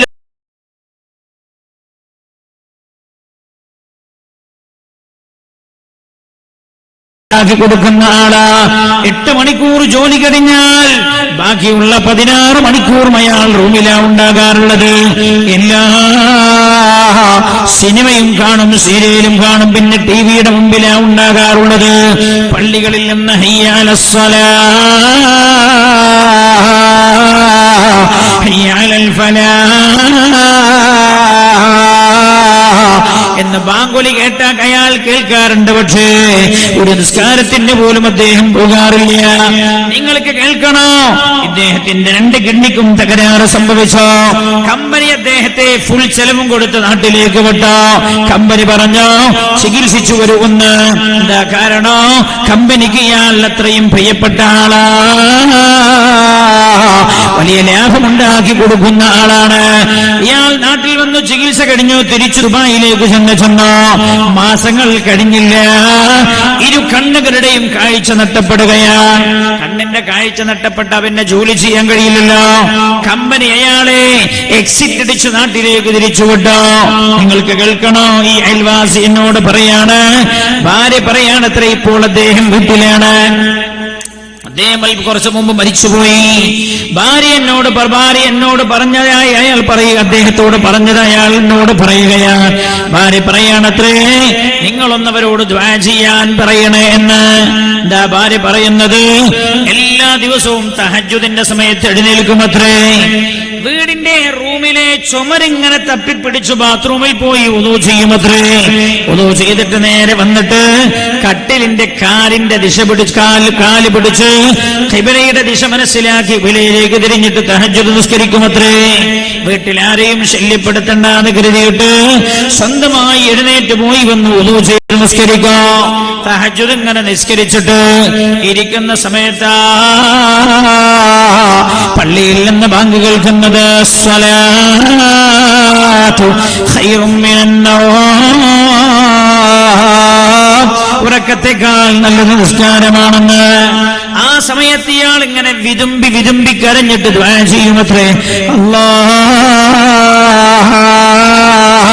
കണ്ണിന്റെ ചെറിയ വെളിച്ചം താ അല്ലാഹ്, ജമാഅത്ത് നിസ്കരിക്കാൻ പള്ളിയിലൊന്ന് പോകാനുള്ള ഭൂതി കൊണ്ടാണ് എന്ന്. അല്ലാഹുവേ, കണ്ണിന് കാഴ്ചയുള്ള സമയത്ത് എനിക്ക് പോകാൻ പറ്റില്ല.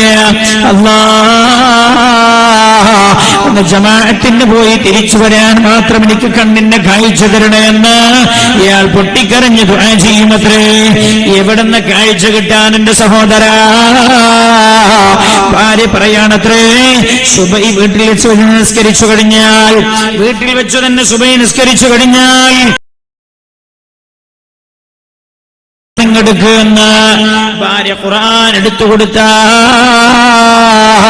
ഖുർആൻ നെഞ്ചോടിങ്ങനെ ചേർത്ത് വെച്ചിട്ട് വിതുമ്പി കരഞ്ഞുകൊണ്ട് ഖുർആൻ ഇങ്ങനെ ചുംബനം കൊടുക്കുമത്രേ. പറയുമത്രേ, അല്ലാഹ്, എന്റെ രണ്ട് കണ്ണിനും നല്ല മൂർച്ച നീ തന്ന സമയം, നല്ല വെളിച്ചം തന്ന സമയം, അല്ലാഹ്, ഒരു സിനിമയും സീരിയലും ഇല്ലാതെ റബ്ബേ ഞാൻ കണ്ടു ചേർത്തിട്ടുണ്ട്. അന്ന് എനിക്ക് ഖുർആൻ ഓതാൻ കഴിഞ്ഞില്ല അല്ലാഹ്. അതുകൊണ്ട് റബ്ബേ, ഞാൻ നാളെ മഹ്ശറിൽ വന്നാൽ നീ എന്നോട് ചോദിക്കുമല്ല, ഞാൻ നിനക്ക് കണ്ണ് തന്നിട്ട് നീ എന്താ ചെയ്തതെന്ന്.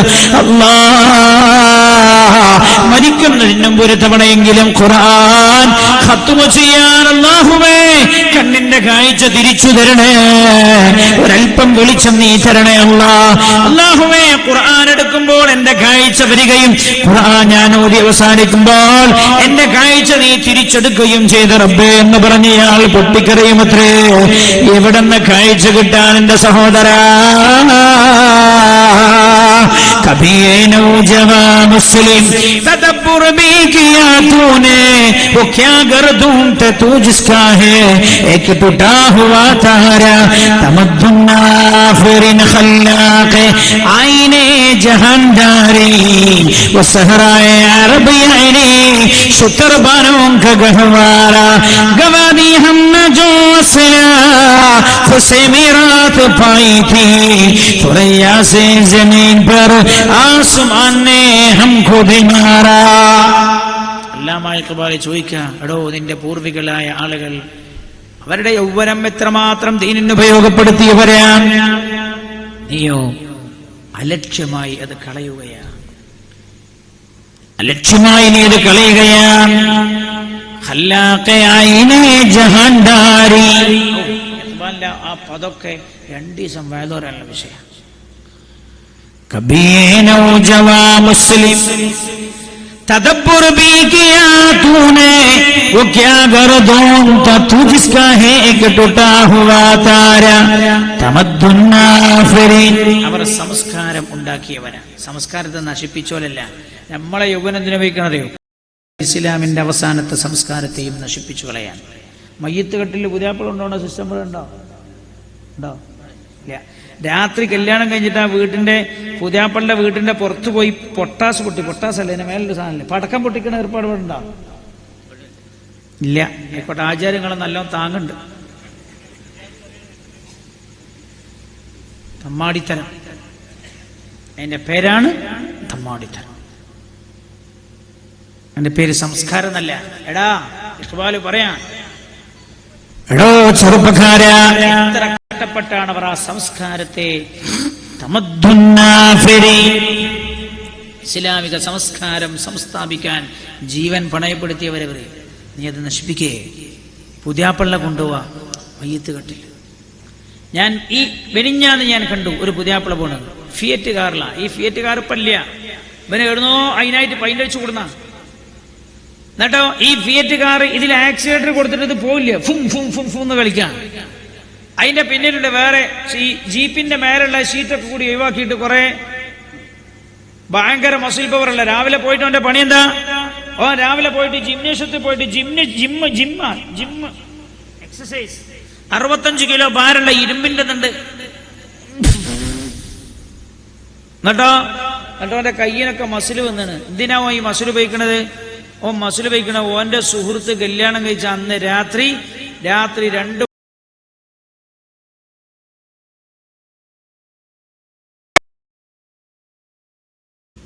തമദ്ദുൻ ആഫരി ഖല്ലാഖിയായിലെ ജഹാൻദാരി വസഹറായി അറബിയൈനി ശുത്തർബാനും ഗഹവാറ. എല്ലാ അധർമ്മത്തിനുമെതിരെ സന്ധിയില്ലാ സമരം നടത്തിയവരാണവർ. നീയോ അവരുണ്ടാക്കിയ സംസ്കാരത്തെ നശിപ്പിക്കുകയാണ് നീ.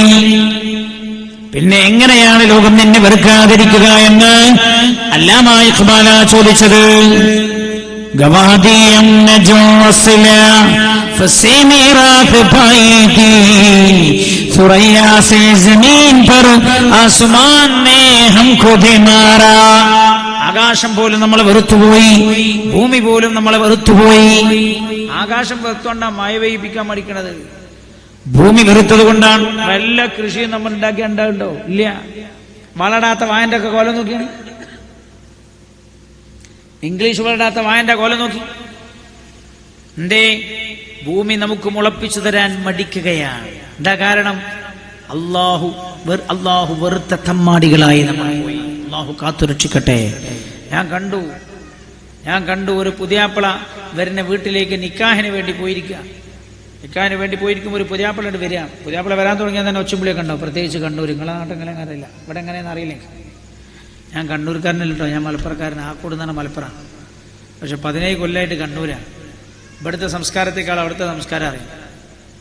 ഞാനിങ്ങനെ നിൽക്കുന്ന സമയത്ത് എല്ലാവരും കൂടി എഴുന്നേറ്റ് ഇങ്ങനെ ഒരുങ്ങുന്നു പുതിയാപ്പിള ചെയ്യുക. അപ്പം ഞാൻ ചെന്താ പുതിയാപ്പിള വരുന്നുണ്ടെന്ന്. അപ്പം ഞാനും എഴുന്നേറ്റ്. അപ്പം എന്നോട് സാടി ഇരുന്നോളൂ. ഞാൻ പറഞ്ഞു എല്ലാവരും ജയിച്ചിരിക്കുമ്പോൾ ഞാൻ മാത്രം അങ്ങനെ ഇരിക്കുന്നത്, ഞങ്ങളാടി ഇരുന്നോളിയായിരുന്നു. ഞാൻ അങ്ങനെ ശ്രദ്ധിക്കുമ്പോൾ ഈ പുതിയാപ്പിള വീട്ടിൽ കണ്ട് കയറി വരുന്ന സമയത്ത് ഈ വാപ്പ പോയി ഇവനെ സ്വീകരിക്കാൻ.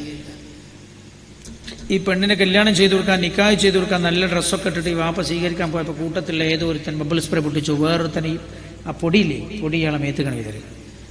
ഇയാളെ കല്യാണത്തിന് വാങ്ങി വെച്ച ഡ്രസ്സ് മുഴുവൻ ആകെ അരപ്പായി. എന്നിട്ട് നോക്കിയിട്ട് കക്കക്കക്കാണ് ചിരിക്കുക. എടാ ഇതിന്റെ പേരാ തമ്മാടിത്തരം. വേറെ തന്റെ ഹൃദയത്തിൽ കുത്തിയിട്ട് നീ ചിരിക്കേ, അതിനല്ല പരിഹാസം എന്ന് പറയാ? അതിനല്ല പരിഹാസമെങ്കിൽ പിന്നെ എന്തിനാ പരിഹാസം എന്ന് പറയാ? അങ്ങനെ ചിരിക്ക. ആ പാവം മനുഷ്യൻ പോയിട്ട് ഡ്രസ്സ് മാറി വന്നിട്ടാ പിന്നെ നിക്കാഹ് ചെയ്തത്. ഞാൻ മറ്റേ തലശ്ശേരി ഭാഗത്തൊരു നിക്കാഹ് ചെയ്ത് കൊടുക്കുന്ന സമയത്ത് ഒരു വാപ്പ അങ്ങനെ കരയാണ്. പുതിയാപ്പൾക്ക് ഇയാൾ ഇങ്ങനെ കരയണത്. ഞാൻ വിചാരിച്ചു, പഠിച്ചോനെ എന്തിനാ ഈ മനുഷ്യൻ കരയണത്? ഒരു മനുഷ്യൻ ഏറ്റവും കൂടുതൽ സന്തോഷിക്കുന്ന സമയമല്ലേ നിക്കാഹ് ചെയ്യുന്ന സമയം. ഞാനിങ്ങനെ ചിന്തിച്ചു. നിക്കാഹ് കഴിഞ്ഞതിന് ശേഷം ഞാൻ അദ്ദേഹത്തിന്റെ കൈപിടിച്ചൊരു മൂലയിലേക്ക് കൊണ്ടുപോയിട്ട് ചോദിച്ചു, എന്തിനാങ്ങൾ കരഞ്ഞത്? സാമ്പത്തിക ബുദ്ധിമുട്ടുണ്ടോ? സ്വർണത്തിന്റെ പ്രശ്നമുണ്ടോ? സാറേ, എനിക്ക് ഒരു പെണ്ണു 2 ആണോ. 1 കൊല്ലം മുമ്പേ ഞാൻ ഈ പെണ്ണിന് വേണ്ടിയുള്ള അറ റെഡിയാക്കിയിട്ടുണ്ട്. അറ കണ്ണൂർ ഭാഗത്തുള്ള ശീലാണ്. പുതിയാപ്പിളാര് ഭാര്യന്റെ വീട്ടിലാ താമസ്കാര. 1 കൊല്ലം മുമ്പേ ഞാൻ അറ റെഡിയാക്കിയിട്ടുണ്ട്. എന്റെ മകൾക്ക് ഞാൻ കൊടുക്കുന്നത് 100 പവൻ സ്വർണ്ണാഭരണമാണ്. 1 കൊല്ലം മുമ്പ് ഞാൻ റെഡിയാക്കി വെച്ചിട്ടുണ്ട്. 18 കൊല്ലം കണ്ണിന്റെ ഹിമവെട്ടാതെ ഞാൻ പൊന്നുപോലെ നോക്കി എന്റെ പൊന്നുമോളെ കരൽ പറിച്ചു കൊടുക്കുന്ന പോലെ ഞാനൊരു ചെറുപ്പക്കാരനെ പറിച്ചു കൊടുത്തതാണ്. ഒരു വാപ്പന്റെ മനസ്സേ, അയാളെന്നോട് പറയാണ്, ആകാശത്തിന് ചുവട്ടിൽ ഏറ്റവും വലിയ ദാനമാണത്.